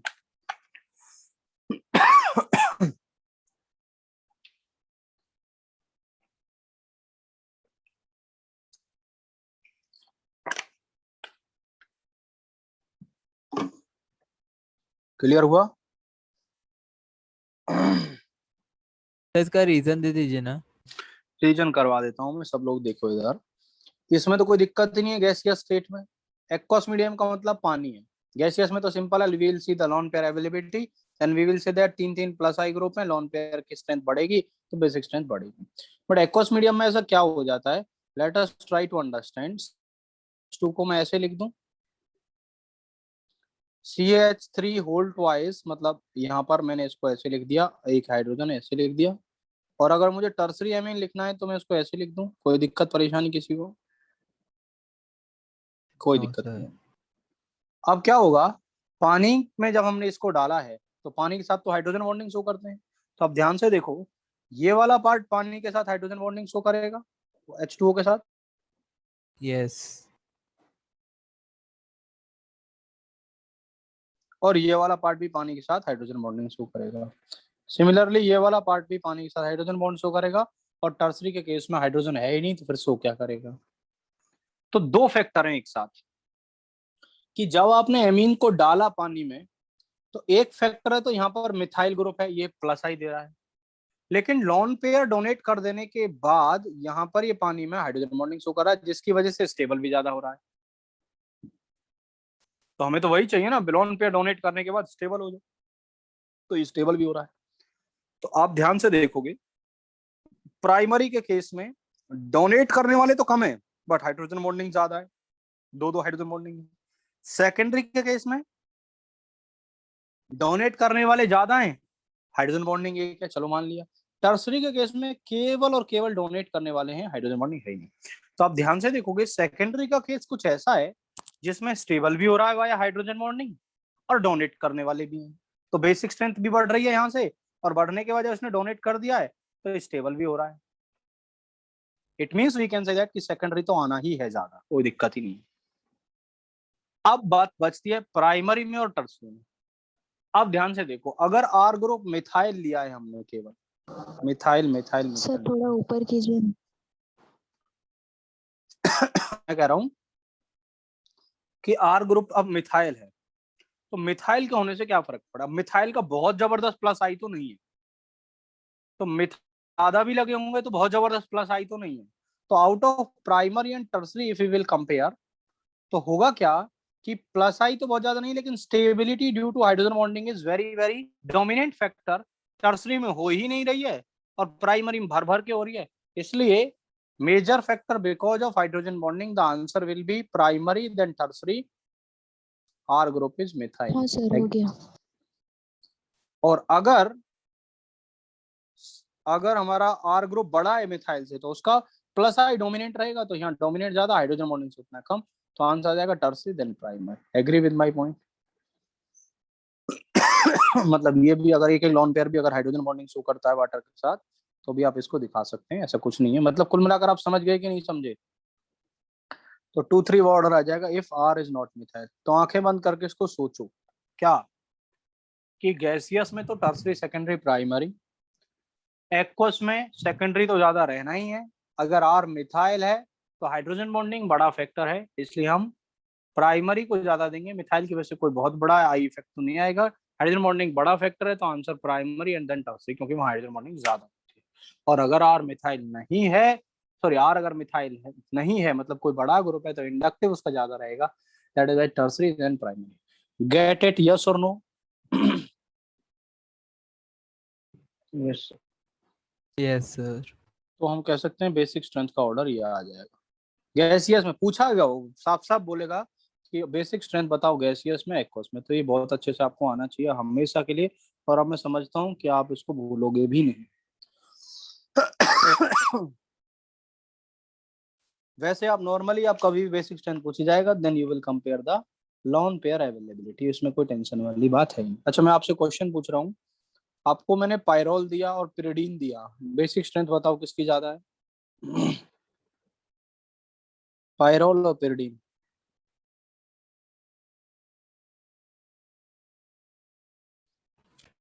पायरोल की। Pyrrole. पायरोल। Pyrrole. ओके, क्यों? लोन पेयर एरोमेटिसिटी में पार्ट नहीं दे रहा है। लॉन पेयर यहाँ पर एरोमेटिक स्ट्रीम पार्ट नहीं कर रहा है पायरोल में, है ना? Yes. और पिरिडीन में कर रहा है ना? नहीं सर, उल्टा उल्टा उल्टा सर, पायरिडीन उल्टा ये बोल तो दिया। आपने ही तो बोला पायरोल गलती से ज्यादा उल्टा बोल बेसिक। दिया। तो वही है, अगर मेरे हाथ में पावर होती कि उस आईपैड में से फेंक के कोई थप्पड़ मार सकता था तो मैं मार देता। भैया यहाँ पर लॉन पेयर है, ये पार्ट कर रहा है, तो lawn pair is not available. तो हम ये कह सकते हैं कि यहाँ का लॉन पेयर रेजोनेंस में नहीं है, that is why more basic कौन रहेगा, ये ज्यादा रहेगा। Got it? हाँ सर। और केबी स्ट्रेंथ भी कभी पूछ ली जाए तो Kb of this pyridine is more than the pyrrole. Pyridine Kb का मतलब ही वही है, बेसिक स्ट्रेंथ। एग्री? चलो, एक और क्वेश्चन एग्जाम में आप लोगों से पूछा जाता है, CH3 CH2 NH2 अगर मैं कहूं, और CH3 C double bond NH2, कौन ज्यादा बेसिक है? फर्स्ट वाला। फर्स्ट वाला हो जाएगा। क्यों? क्योंकि यहाँ lone pair is a part of resonance delocalized है। ध्यान रखना, localized lone pair is always more basic than the delocalized lone. ठीक है, अब जैसे मैं आपसे एक और क्वेश्चन पूछता हूँ, CH3 C double bond NH NH2 है यहाँ पर, CH3 CH2 NH2 है यहाँ पर, ट्राई मिथाइल एमीन है C और CH3 C double bond O NH2 है यहाँ पर। ये फर्स्ट, ये सेकंड, ये थर्ड, ये फोर्थ, इनको आपको बेसिक स्ट्रेंथ के डिक्रीजिंग ऑर्डर में अरेंज कर। चलिए बताओ।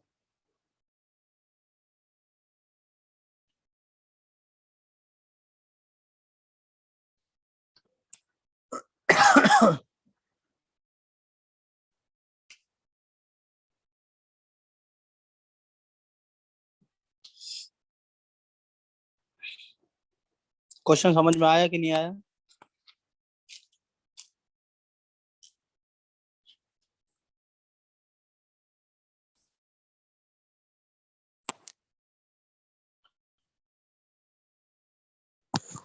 Three to one four. 3 ज्यादा 2 1 देन 4। ओके, कोई और आंसर?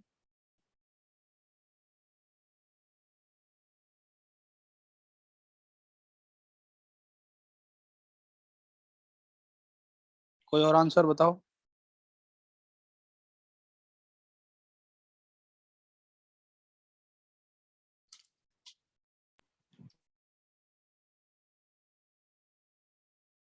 फोर तो लास्ट में आना ही है, उसमें तो कोई टेंशन नहीं है। अब यहाँ पर देखो, यहाँ का जो लोन पेयर है ये रेजोनेंस में जा रहा है, बट यहाँ लोन पेयर एक तो पहले से था, और वापस जब ये पाई लोन पेयर में कन्वर्ट होता है नेगेटिव, और एन पर नेगेटिव मतलब हाईली हाईली बेसिक, तो 1 सबसे ज्यादा रहना है। ध्यान रखना भाई, मान लिया इस लोन पेयर का बेसिक नहीं हुआ, लेकिन इसका तो फिर जबरदस्त बेसिक हो गया ना, तो 1 सबसे ज्यादा रहना है, 4 लास्ट में। रही बात 3 2 की, तो 3 ज्यादा रहेगा 2, क्योंकि इसने एक्वस मीडियम वाला ऐसा कोई झंझट दिया नहीं है, आंसर आ जाएगा, क्योंकि मोर प्लस आई। समझ में आई बात कि नहीं आई? Got it? यस और नो? Yes sir. तो ये वाली बात होगी, मैं बेसिक स्ट्रेंथ का ऑर्डर आपको समझा ही चुका हूँ, और अब हम स्टार्ट कर रहे हैं इसकी केमिकल प्रॉपर्टी। ये बहुत सारे इंपॉर्टेंट क्वेश्चन थे सारे के सारे, जो मैंने आपको प्रीवियस ईयर के थे, जो सारे के सारे करा दिए। ठीक है, now we are going to discuss the chemical properties of amines. ठीक है, सबसे पहले हम बात करेंगे कि ये केमिकल प्रॉपर्टीज मतलब केमिकल रिएक्शंस क्या है। सबसे पहली बात तो इसका बेसिक नेचर है। क्यों? क्योंकि भैया नाइट्रोजन के ऊपर क्या है? Because lone pair on nitrogen, चाहे वो प्राइमरी है, चाहे सेकेंडरी है, चाहे टर्सरी है, lone pair of electrons on the nitrogen atom की वजह से it can donate, so basic character है, जो कि डिपेंड करता है, this is directly proportional to the number of electron donating tendency वाले ग्रुप्स कितने हैं, direct proportional to the lone pair availability, basic nature जो है, बेसिक स्ट्रेंथ की बात है, तो that depends upon the lone pair availability. ठीक है, जबकि लिक्विड ऑर्डर में ये सब क्या है, एक्वस फेज में सारी चीजें मैं आपको करा चुका हूँ, कोई दिक्कत वाली बात आएगी नहीं इसमें। ठीक है, दूसरी बात करते हैं कौन कौन सी रिएक्शंस हैं जो बेसिक नेचर की वजह से इसकी होती हैं। तो सीधी सी बात है, अगर मैं RnH2 एमीन अगर लूं और इस पर HCl पर रिएक्शन कर देता हूँ इसकी, तो ध्यान से देखिएगा बनेगा क्या, ये इस पर अटैक करेगा, RnH3 प्लस बनाएगा और Cl माइनस बनेगा, RnH3 प्लस Cl माइनस, इसको हम क्या बोलते हैं, alkyl ammonium chloride, alkyl ammonium chloride, got it, alkyl ammonium chloride, RnH3 plus Cl minus. Heat करते हैं तो यहाँ से वापस RCl भी मिल जाता, अमोनिया निकल जाती है, वो बाद की बात है, पर इस तरह हम यहाँ पर बेसिक नेचर ही तो हुआ, यहाँ पर लॉन पेयर इसको H प्लस दे रहा था और Cl माइनस बना, तो एल्काइल अमोनियम क्लोराइड यहाँ पर बन गया, कोई दिक्कत, चले आगे। ऐसे ही अगर इस RnH2 की रिएक्शन हम HCl की बजाय H2SO4 के साथ कराएंगे, तो दो RnH2 रिएक्शन करेंगे एक H2SO4 के साथ, तो बनेगा क्या, RnH3 प्लस का whole twice SO4 2 minus, alkyl ammonium sulphate इसको बोल लेंगे। बात समझ में आई कि नहीं आई, एल्काइल अमोनियम सल्फेट। मेरी आवाज आ रही है कि नहीं आ रही? यस सर, आ रही है।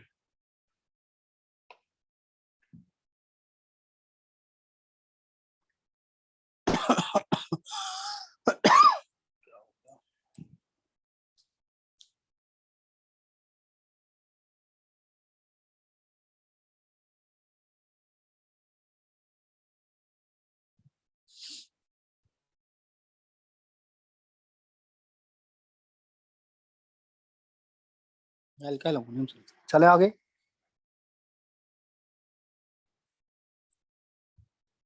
दूसरा हम रिएक्शन करते हैं इस तरह इसकी, that is known as the acetylation reaction, या पहले एक और रिएक्शन ही कर लेते हैं, हालांकि हम पढ़ चुके हैं दूसरा, एमीन्स का रिएक्शन RnH2 का RX के साथ, दैट इज सब्स्टिट्यूशन रिएक्शन, या रिएक्शन विद एल्काइल हैलाइड भी बोल सकते हैं।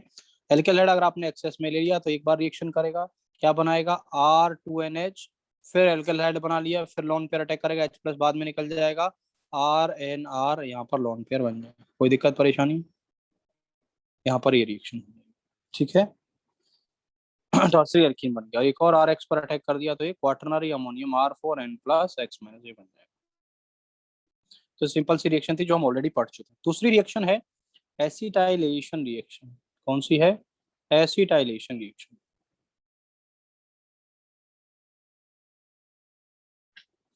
एसिटाइलेशन रिएक्शन मतलब एसिटाइल ग्रुप का जुड़ जाना, ठीक है। तो RnH2 ग्रुप पर अगर मैं एसाइल हैलाइड की रिएक्शन करा देता हूँ, CH3C double bond OCl, so it's a kind of nucleophilic reaction addition, O minus बनेगा, वापस आएगा, Cl निकाल देगा, तो बना क्या, ध्यान से देखो, RnHC डबल बॉन्ड OCH3, क्योंकि NH2 पे पॉजिटिव आएगा, जब नाइट्रोजन पर लोन पेयर जा रहा है तो N पे पॉजिटिव, H प्लस निकल जाएगा, तो वापस लोन पेयर रीगेन हो गया यहाँ पर, और ये RnHCO डबल बॉन्ड C, तो एमाइड बन गया एक तरह से, यहाँ N एल्काइल एसिटामाइड यहाँ पर बन गया। कोई दिक्कत? तो ऐसा नहीं है कि एसिटाइलेशन के लिए केवल एसिड हैलाइड ही लेंगे, इसके लिए हम एनहाइड्राइड भी ले सकते हैं। RnH2 की रिएक्शन कराएंगे, लोन पेयर अटैक करेगा, ये यहाँ से रिएक्शन भी करेगा, ये करा, O माइनस वापस आया, ये सारा की सारा ग्रुप निकाल दिया, तो अगेन यहाँ से प्रोडक्ट तो यही बना, बस बाई प्रोडक्ट अलग निकल जाएगा, CH3C double bond O minus और ये H, तो एसिटिक एसिड बन जाएगा। कोई दिक्कत परेशानी? No sir. ठीक है, तो ये हो गया एसिटाइलेशन।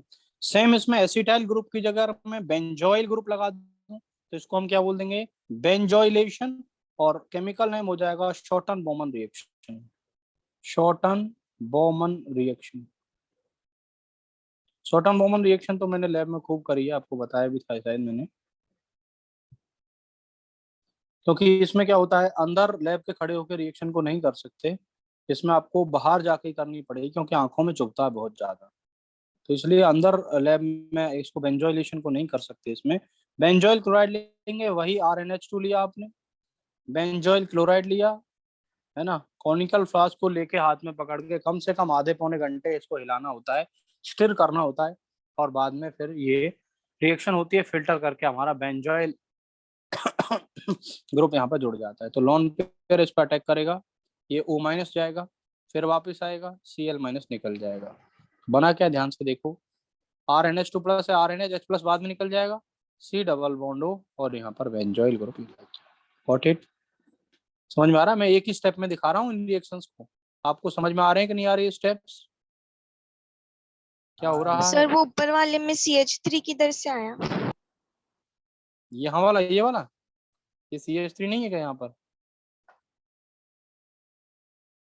उसके भी ऊपर वाले में। तो ये CH3 नहीं है क्या यहाँ पर?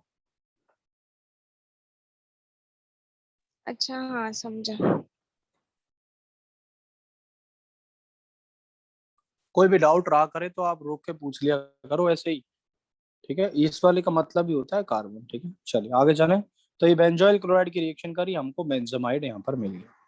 तो ये तो था इसका बेसिक नेचर। जो एमीन्स हैं उनमें नाइट्रोजन पे लॉन पेयर होने की वजह से ये बेसिक नेचर देते हैं। और एसिडिक नेचर हम देख ही चुके हैं, कब? जब हमने हॉफमैन ब्रोमाइड डिग्रेडेशन किया था, तो एमीन पे ही तो हम क्या करते थे, आपको याद होगा, एमाइड पे लेते थे, वहां से हमने बेस डाल के RCONH-।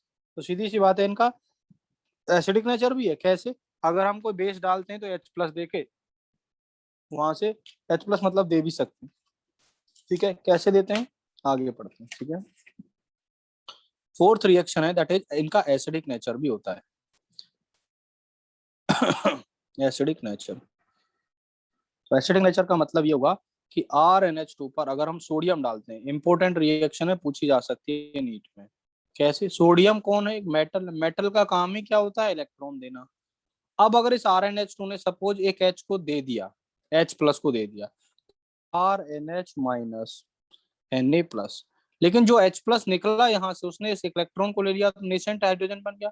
ऐसे बहुत सारे नेसेंट हाइड्रोजन आपस में रिएक्शन करके होंगे, लेकिन इस रिएक्शन को बैलेंस करूंगा तो हाफ H2 बन जाएगा, मतलब हाइड्रोजन गैस रिलीज करेंगे। आप अगर एल्कोहल चैप्टर लेंगे तो भी मैंने इस रिएक्शन को कराया था, सोडियम के साथ रिएक्शन करके एल्कोहल भी H2 प्रोड्यूस करते हैं। जब इस रिएक्शन को मैं फिनॉल में करा रहा था तब भी ये देंगे, क्योंकि फिनॉल में भी H+ एसिडिक है, फिनॉल और एसिडिक, वो भी H+ देंगे, सोडियम के साथ हाइड्रोजन गैस निकालेंगे। इसी रिएक्शन को कार्बोक्सिलिक के साथ कराओगे सोडियम के साथ तो वो भी हाइड्रोजन गैस देंगे, क्योंकि वहां पर भी एसिडिक हाइड्रोजन है। एमीन्स के साथ कर रहे हैं तो ये भी देंगे। Are you getting my point? Yes और नो? अरे भाई ठीक है।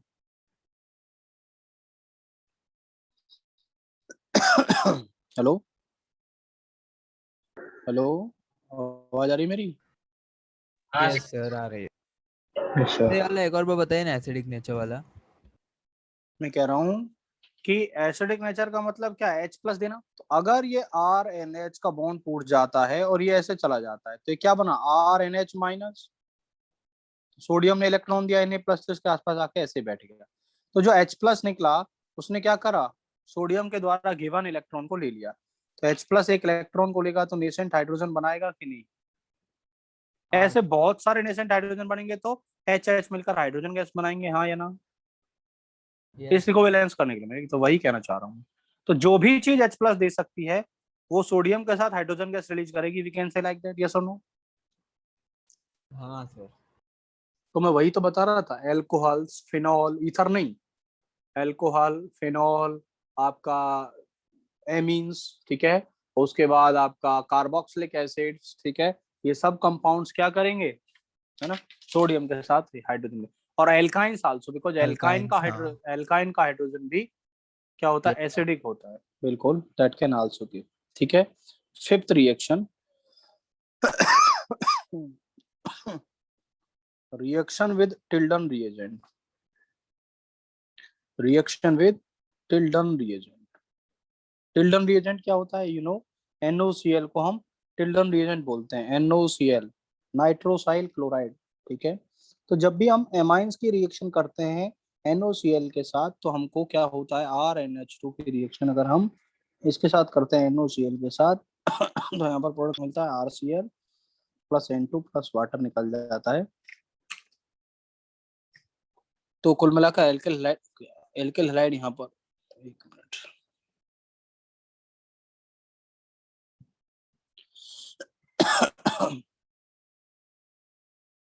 इस तरह यहाँ पर नाइट्रोजन गैस बाहर निकल जाएगी और ये वाला प्रोडक्ट हमको रटना है, इसमें तो कुछ भी नहीं करना, मैकेनिज्म आपको याद नहीं करना, ठीक है। नेक्स्ट रिएक्शन हम पढ़ते हैं टेलर रिएजेंट के बाद, आपके एग्जाम में भी ये भी दे रखे मॉड्यूल में भी, that is reaction with aldehyde. Aldehyde के साथ रिएक्शन कैसे करें, एमीन्स की रिएक्शन। तो देखो बहुत सिंपल, आपको रटना कुछ है नहीं, मैकेनिज्म आपको आती है। अगर आपने कोई एल्डिहाइड लिया RCHO, तो आपको पता है यहाँ पर इसमें अटैक होने वाली चीज क्या है, कार्बन पॉजिटिव, इस पर अटैक करेगा, पाई बॉन्ड शिफ्ट हो जाएगा तो प्रोडक्ट क्या बनेगा, NH पॉजिटिव H प्लस निकल जाएगा, तो यहाँ NH C double bond OR, got it. तो ये बन गया। अब क्या होगा, अगर आप इसको थोड़ा सा भी हीट करोगे, अच्छा सॉरी, यहाँ पे O माइनस बनेगा ना पहले, तो क्योंकि यहाँ पर कोई लीविंग ग्रुप तो लीव हुआ नहीं है और फिर ये बाद में, सॉरी 1 मिनट, ये बनेगा यहाँ से रिएक्शन होने के बाद, जब इसने अटैक किया RNH2CO माइनस और इसने H ले लिया जो निकल के गया है। इतनी बात समझ में आई सबको।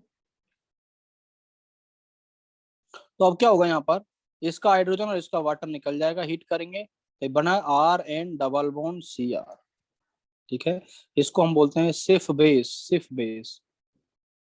सिफ बेस। क्या कह रहे हैं हम कि जो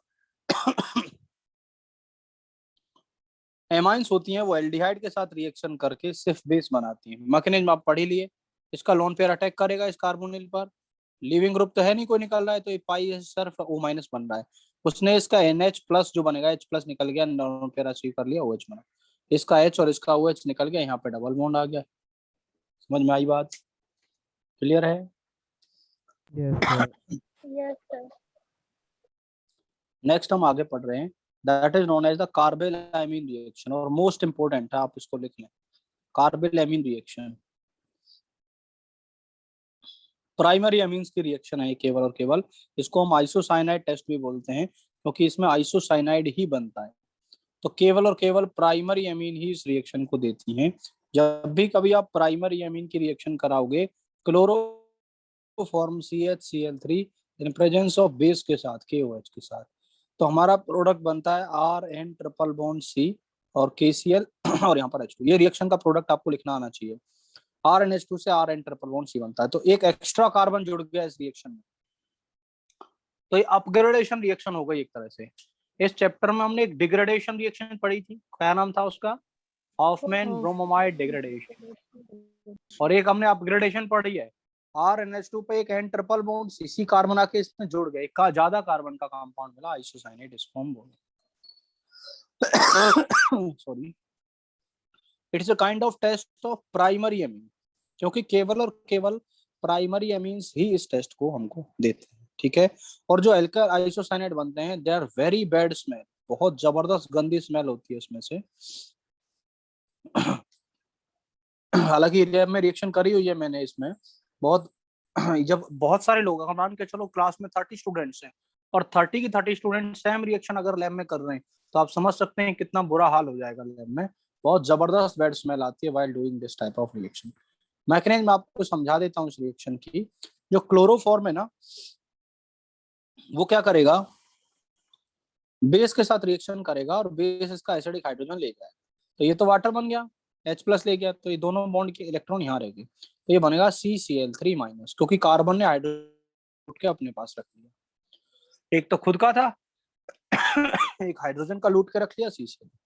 तो जब भी कभी नेगेटिव से नेगेटिव निकलता है, ये Cl माइनस निकल जाएगा, तो यहाँ पर बन जाएगा CCl, कार्बन का एक इलेक्ट्रॉन चला गया जो इसने लूटा था, तो खुद का एक इलेक्ट्रॉन इसके पास बचा है यहाँ पर, और ये वाला बनेगा तुम्हारा CCl2, और यहाँ पर इसको बोलेंगे डाइक्लोरोकार्बीन।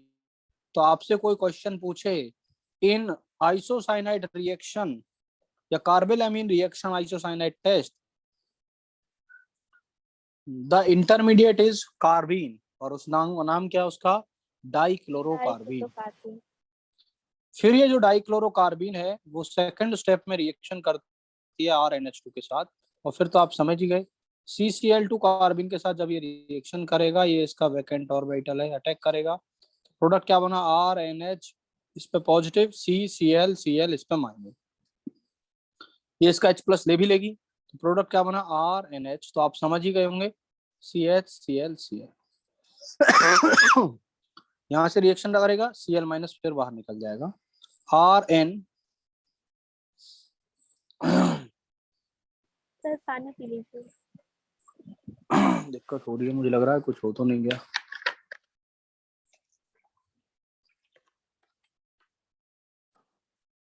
तो यहाँ पर क्या हो जाएगा, यहाँ पर ये H इधर चला जाएगा, ये डबल बॉन्ड बन जाएगा और ये बन गया CH और Cl। ठीक है, अभी इस पे H+ आया है, ये H+ वापस निकल जाएगा, तो ये Rn लॉन पेयर इसका रिगेन हो गया, ये CH और ये Cl बन जाएगा। ठीक है, अगले स्टेप में यहाँ पर एक बार और अटैक होगा और Cl फिर बाहर निकल जाएगा, और जो हमको चाहिए था वो मिल गया है, Rn ट्रिपल बॉन्ड C, और यहाँ पर ये माइनस, मतलब H+ भी बाद में निकल जाएगा, और यहाँ पर तो Rn triple bond C- N+C-। Are you getting my point? इसी को बोलेंगे हम आइसोसाइनाइड। ठीक है, तो इसका मैकेनिज्म तो क्या मैकेनिज्म तो मैंने आपको करा दिया, बट मैकेनिज्म की जरूरत नहीं है आपको जरूरत है कि बनता क्या है, कार्बेलामीन रिएक्शन पहचानना आना चाहिए। क्या लेते हैं इसमें, प्राइमरी एमीन्स की ही रिएक्शन केवल यही देते हैं। क्यों, इसका भी कारण समझो, देखो मैकेनिज्म से समझ में आ रहा है हमको। जब एमीन ने रिएक्शन करी, सब लोग सुन रहे हैं मेरी बात, जब एमीन ने रिएक्शन करी तो यहाँ पर एक बार हाइड्रोजन निकला, तो यहाँ पर ये वाला प्रोडक्ट बना, दूसरा और हाइड्रोजन है पॉसिबल, तभी तो वो निकल के ट्रिपल बॉन्ड बन पा रहा है। अगर मान के चलो इस हाइड्रोजन की जगह यहाँ R ग्रुप होता, तो क्या फिर ये वाला दोनों Cl बाहर निकल पाते, रिएक्शन आगे ही नहीं जाती। Means this reaction is possible only when the nitrogen is connected with 2 hydrogens. इसलिए रिएक्शन कौन देगा, केवल और केवल प्राइमरी एमीन देगा, सेकेंडरी एमीन और टर्सरी एमीन इस रिएक्शन को नहीं देंगे। इसलिए कभी भी आपको प्राइमरी और सेकेंडरी में आपको डिस्टिंग्विश करना आ जाए, तो आपको कार्बेलामीन रिएक्शन को एज ए डिस्टिंग्विश टेस्ट आप यूज कर सकते हैं। यस और नो? Yes sir. अगर फाउल स्मेल Yes. कंपाउंड हमको मिलता है, अगर फाउल स्मेल कंपाउंड हमको मिलता है, we will be confirmed that कि आइसोसाइनाइड बना होगा, और इट इज ए कंफर्मेशन कि वो प्राइमरी एमीन से ही बना होगा। तो ये वाला टेस्ट आप समझ गए। सर ठीक है, उसका रीजन एक बार वापस बताइए ना, सर लास्ट वाला दिखाइए। सेकेंडरी और टर्शियरी क्यों नहीं देते? दोबारा सुनो। जैसे ही एमीन ने रिएक्शन करा है यहाँ पर, तो ये बना है प्रोडक्ट, तो इस पे 2 हाइड्रोजन थे, एक H+ निकल गया, तो नाइट्रोजन का लोन पेयर रिगेन हो गया, और यहाँ पर H चला गया। फिर हुआ क्या है कि ये लोन पेयर जो है, सॉरी, यहाँ पर लोन पेयर दिया है, यहाँ पर डबल बॉन्ड बना, तो अगली बार में एक और हाइड्रोजन पॉसिबल था, तभी तो वो निकल पाया ना, तभी तो लोन पेयर दोबारा रिगेन हुआ इसका, और फिर यहाँ से ट्रिपल बॉन्ड बन गया। अगर यहाँ पर सपोज ये वाला हाइड्रोजन होता ही नहीं, इसकी जगह दूसरा R ग्रुप होता, सेकेंडरी अगर होता, तो आप मुझे बताओ, ये लोन पेयर चला जाता तो यहाँ R ही रहता ना, जब यहाँ R ही रहता तो अब यहाँ से आगे रिएक्शन जा पाती क्या? नहीं समझो सर। इसलिए इस रिएक्शन में दोनों हाइड्रोजन्स का होना जरूरी है। कहां पर? एक ही नाइट्रोजन के ऊपर, मींस प्राइमरी एमीन का होना आवश्यक है। याद हुआ इतना? चलें आगे। Yes sir. तो आइसोसाइनाइड टेस्ट याद रखना, इसमें इंटरमीडिएट पूछा जाए तो क्या बताओगे? डाइक्लोरोकार्बीन। यस, डाइक्लोरोकार्बन। ठीक है, डाइक्लोरोकार्बन। ये एक और डाइक्लोरोकार्बन एक जगह और आया था कुछ दिन पहले, कुछ याद है? हाँ सर, कोलबे। एक और जगह आया था, फिनॉल से हमने क्या बनाया था? सैलिसल्डिहाइड बनाया था, salicylaldehyde. Reimer Tiemann. Reimer Tiemann. ठीक है, याद है कुछ? Reimer Tiemann reaction. और सैलिसिलिक भी बनाया था वहां पर तो हम CCl4 लेते थे, ठीक है। हाँ तो लेकिन वहां इंटरमीडिएट ये नहीं था। रीमर टीमन में इंटरमीडिएट बनता है, वो डाइक्लोरोकार्बन बनता है, और दूसरा इस रिएक्शन में बनता है, कौन से में, कार्बाइल एमीन रिएक्शन में। याद हो गया। तो रीमर टीमन में भी हम CHCl3KOH लेते थे फिनॉल पे, और फिर हमारा फिनॉल पे वो CHO ग्रुप जुड़ जाता था, याद है। यस और यहाँ सर। भी हम यहाँ भी CHCl3KOH ले रहे हैं, लेकिन फिनॉल पे नहीं, प्राइमरी अमीन पे। तो वहां प्रोडक्ट बनता था सैलिसल्डिहाइड, और यहाँ प्रोडक्ट क्या बन रहा है, आइसोसाइनाइड, आइसोसाइनाइड। और इसी का फाउल स्मेल होती है। तो इतना याद हो गया सबको। Yes sir. ठीक है, अब हम सेकंड लास्ट रिएक्शन पढ़ते हैं इसकी, एमाइंस की, और आज की क्लास में हम एमाइन कंप्लीट करते हैं। That is known as the, कौन सा रिएक्शन हो गई है, 8th रिएक्शन होगी, that is Hofmann mustard oil test.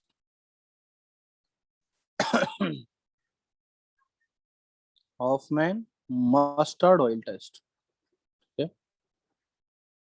इसमें क्या करते हैं, कार्बन डाई सल्फाइड के साथ रिएक्शन करते हैं in the presence of HgCl2, ठीक है, प्राइमरी एमिन्स के साथ। तो यहाँ पर जो बहुत बैड स्मेल मिलती है, बैड स्मेल तो नहीं कह सकते, लाइक मस्टर्ड ऑयल लाइक की स्मेल मिलती है। इस रिएक्शन को तो मैंने नहीं किया कभी, बट पढ़ लेते हैं। कार्बन डाई सल्फाइड के साथ अगर हम इसकी रिएक्शन कराएंगे तो नाइट्रोजन का लोन पेयर यहाँ पर अटैक करेगा, ऑब्वियसली यहाँ पर रिएक्शन बनेगी। तो प्रोडक्ट क्या बना, ध्यान से देखो, RNH इस पे पॉजिटिव, कार्बन यहाँ पे S minus, double bond S, तो इसका H+ ले जाएगा, वो S यहाँ पे आ गया। गॉट इट, इतना बात तो समझ में आया सबको, इसका H+ चला गया। क्लियर हुई बात। Yes sir. तो इतना बात तो क्लियर हो गया। अच्छा, उसके बाद क्या होता है, in the presence of mercury chloride HgCl2, तो यहाँ पर भी वही बनता है, RN double bond C double bond S। वहां पर एल्काइल आइसोसाइनेट बनता था, और यहाँ पर इसका नाम हो जाएगा एल्काइल आइसोथायोसायोनेट, थायोसायनेट, आइसोसाइनेट या आइसोथायोसाइनेट, और HGS निकल जाता है इनके में। तो आपको मकरेन से कोई मतलब नहीं है। तो अगर आपको एल्काइल आइसोथायोसाइनेट मिलता है, इसी की जो स्मेल होती है, it is like mustard oil.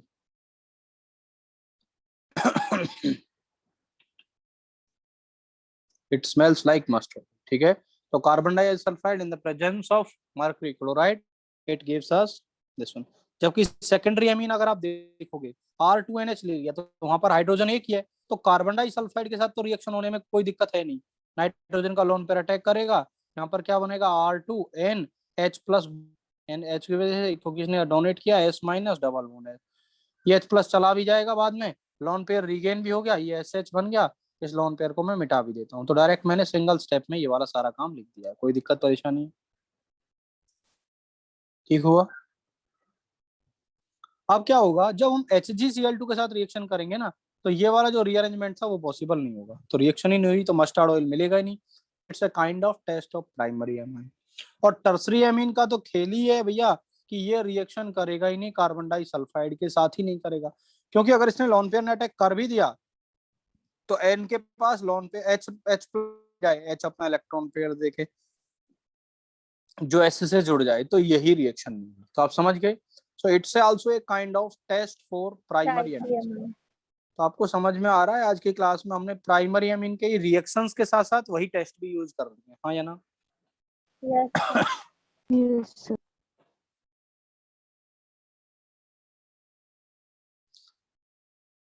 ठीक है। Yes sir. लास्ट वाली रिएक्शन पढ़ते हैं हम, reaction with HNO2, last reaction है ये, that is reaction with nitrous acid, HNO, HNO2 के साथ रिएक्शन पढ़ते हैं एमीन्स की। ये नाइट्रस एसिड के साथ रिएक्शन करके हमको नाइट्रोजन गैस मिलते हैं, हमको RNH2। अगर होनो के साथ रिएक्शन करता है, होनो मतलब HONO, ये वाला इसके साथ रिएक्शन करता है, तो यहाँ पर हमको क्या मिलता है, एल्कोहल मिल जाएगा बाद में, और N2 गैस बाहर निकल जाएगी, है ना। जैसे मिथाइल एमीन लिया या इथाइल एमीन लिया, प्राइमरी एमीन लेना चाहिए, और HNO2 के साथ रिएक्शन करेंगे तो हमको यहाँ पर जो है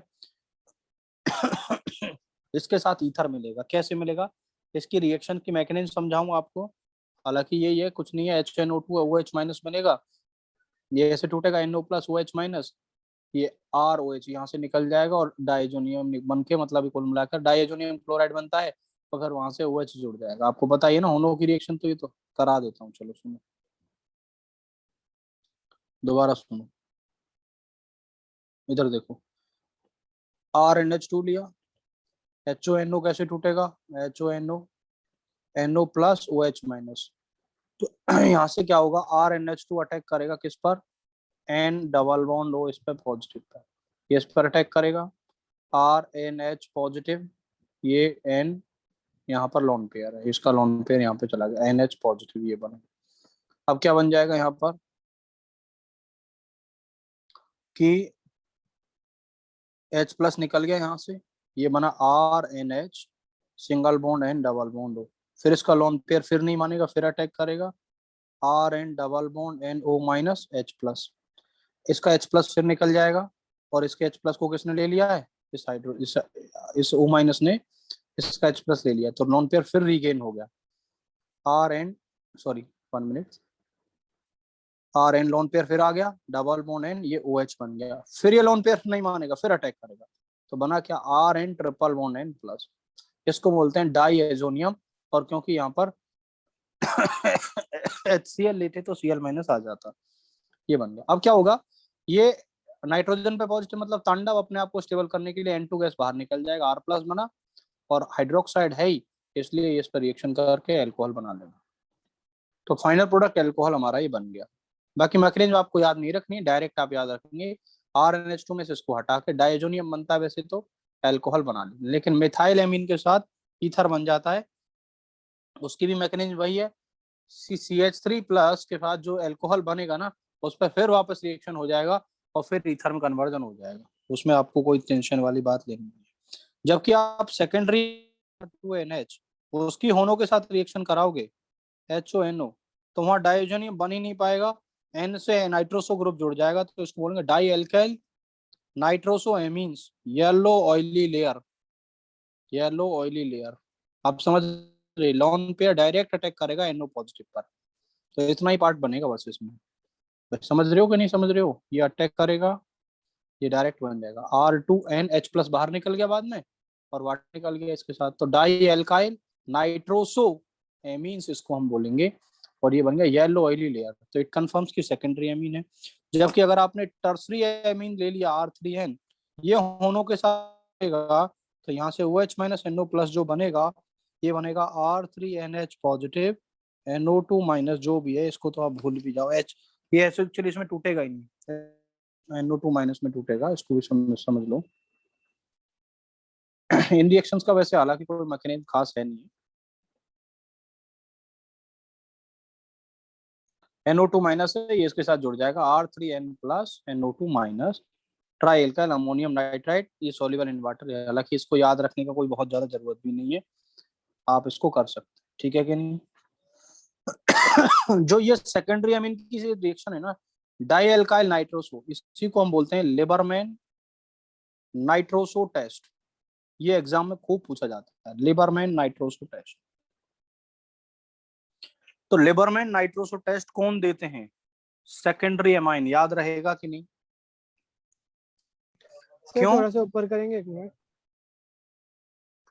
बताओ, डाई एल्काइल ये वाला बात समझ में आई कि नहीं आई, कि सेकेंडरी एमाइन कौन सा हो गया टेस्ट सर। देते हैं, सेकेंडरी अमीन कौन सा टेस्ट देंगे, Liebermann nitroso test, nitroso yellow oily layer अगर हमको मिलेगी, या लिबरमैन नाइट्रोसो टेस्ट मतलब एमाइंस नाइट्रोसो एमाइंस बनाएंगे, डाई एल्काइल नाइट्रोसो एमाइन, जिसका येलो ऑयली लेयर बनती है, विच कंफर्म्स कि ये सेकेंडरी एमाइन था।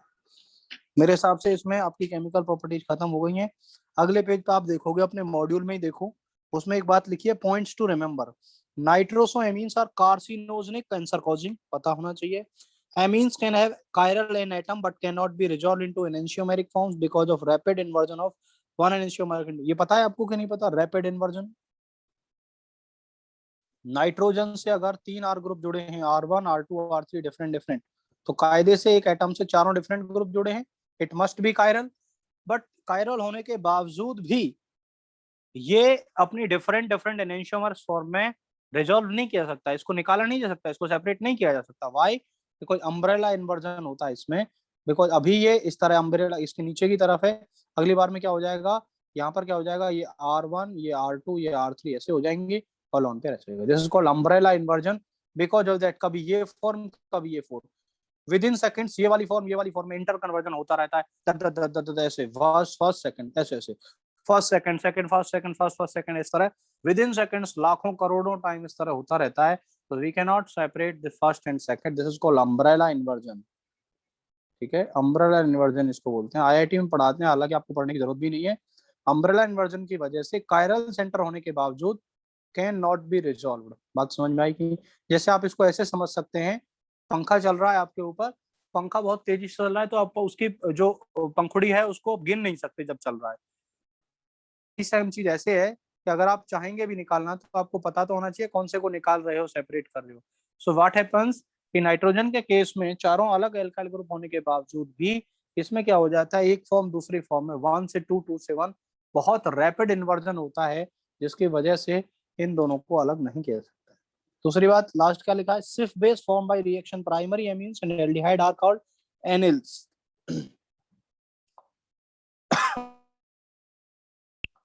The mixture of primary, secondary, tertiary amines can be distinguished by Hoffman test, Hinsberg test और nitrous acid test। Hinsberg नहीं कराया मैंने अभी आपको, हिंसबर्ग मैं आपको बाद में कराऊंगा। ठीक है, हिंसबर्ग अपन कल की क्लास में करेंगे। और एनिलीन को बहुत जनरली आपकी एनिलीन की ज्यादा रिएक्शन बची नहीं है, मोस्ट प्रोबेबली ये कल आपका चैप्टर सारा फिनिश हो जाएगा अलॉन्ग विद एक्सरसाइज। ठीक है, तो आप जितने भी क्वेश्चंस बनते हैं 1 2 3 के 4 के आप क्वेश्चंस करेंगे, कल हम डिस्कस करेंगे। ठीक है,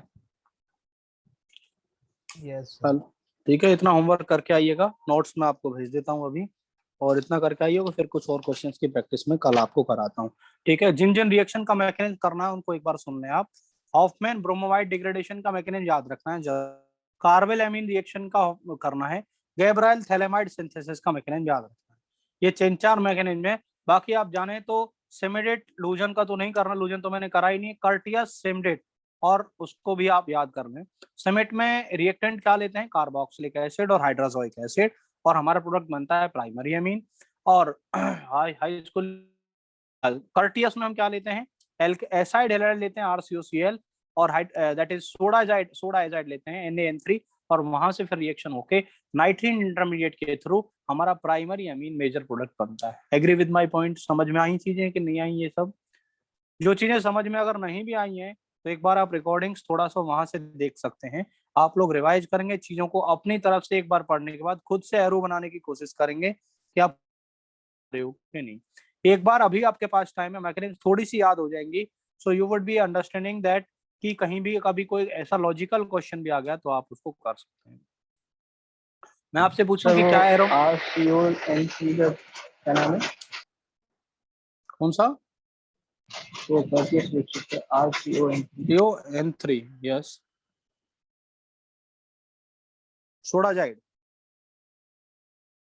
RCOCl के साथ NaN3 की रिएक्शन कराते हैं, सोडा जाइड।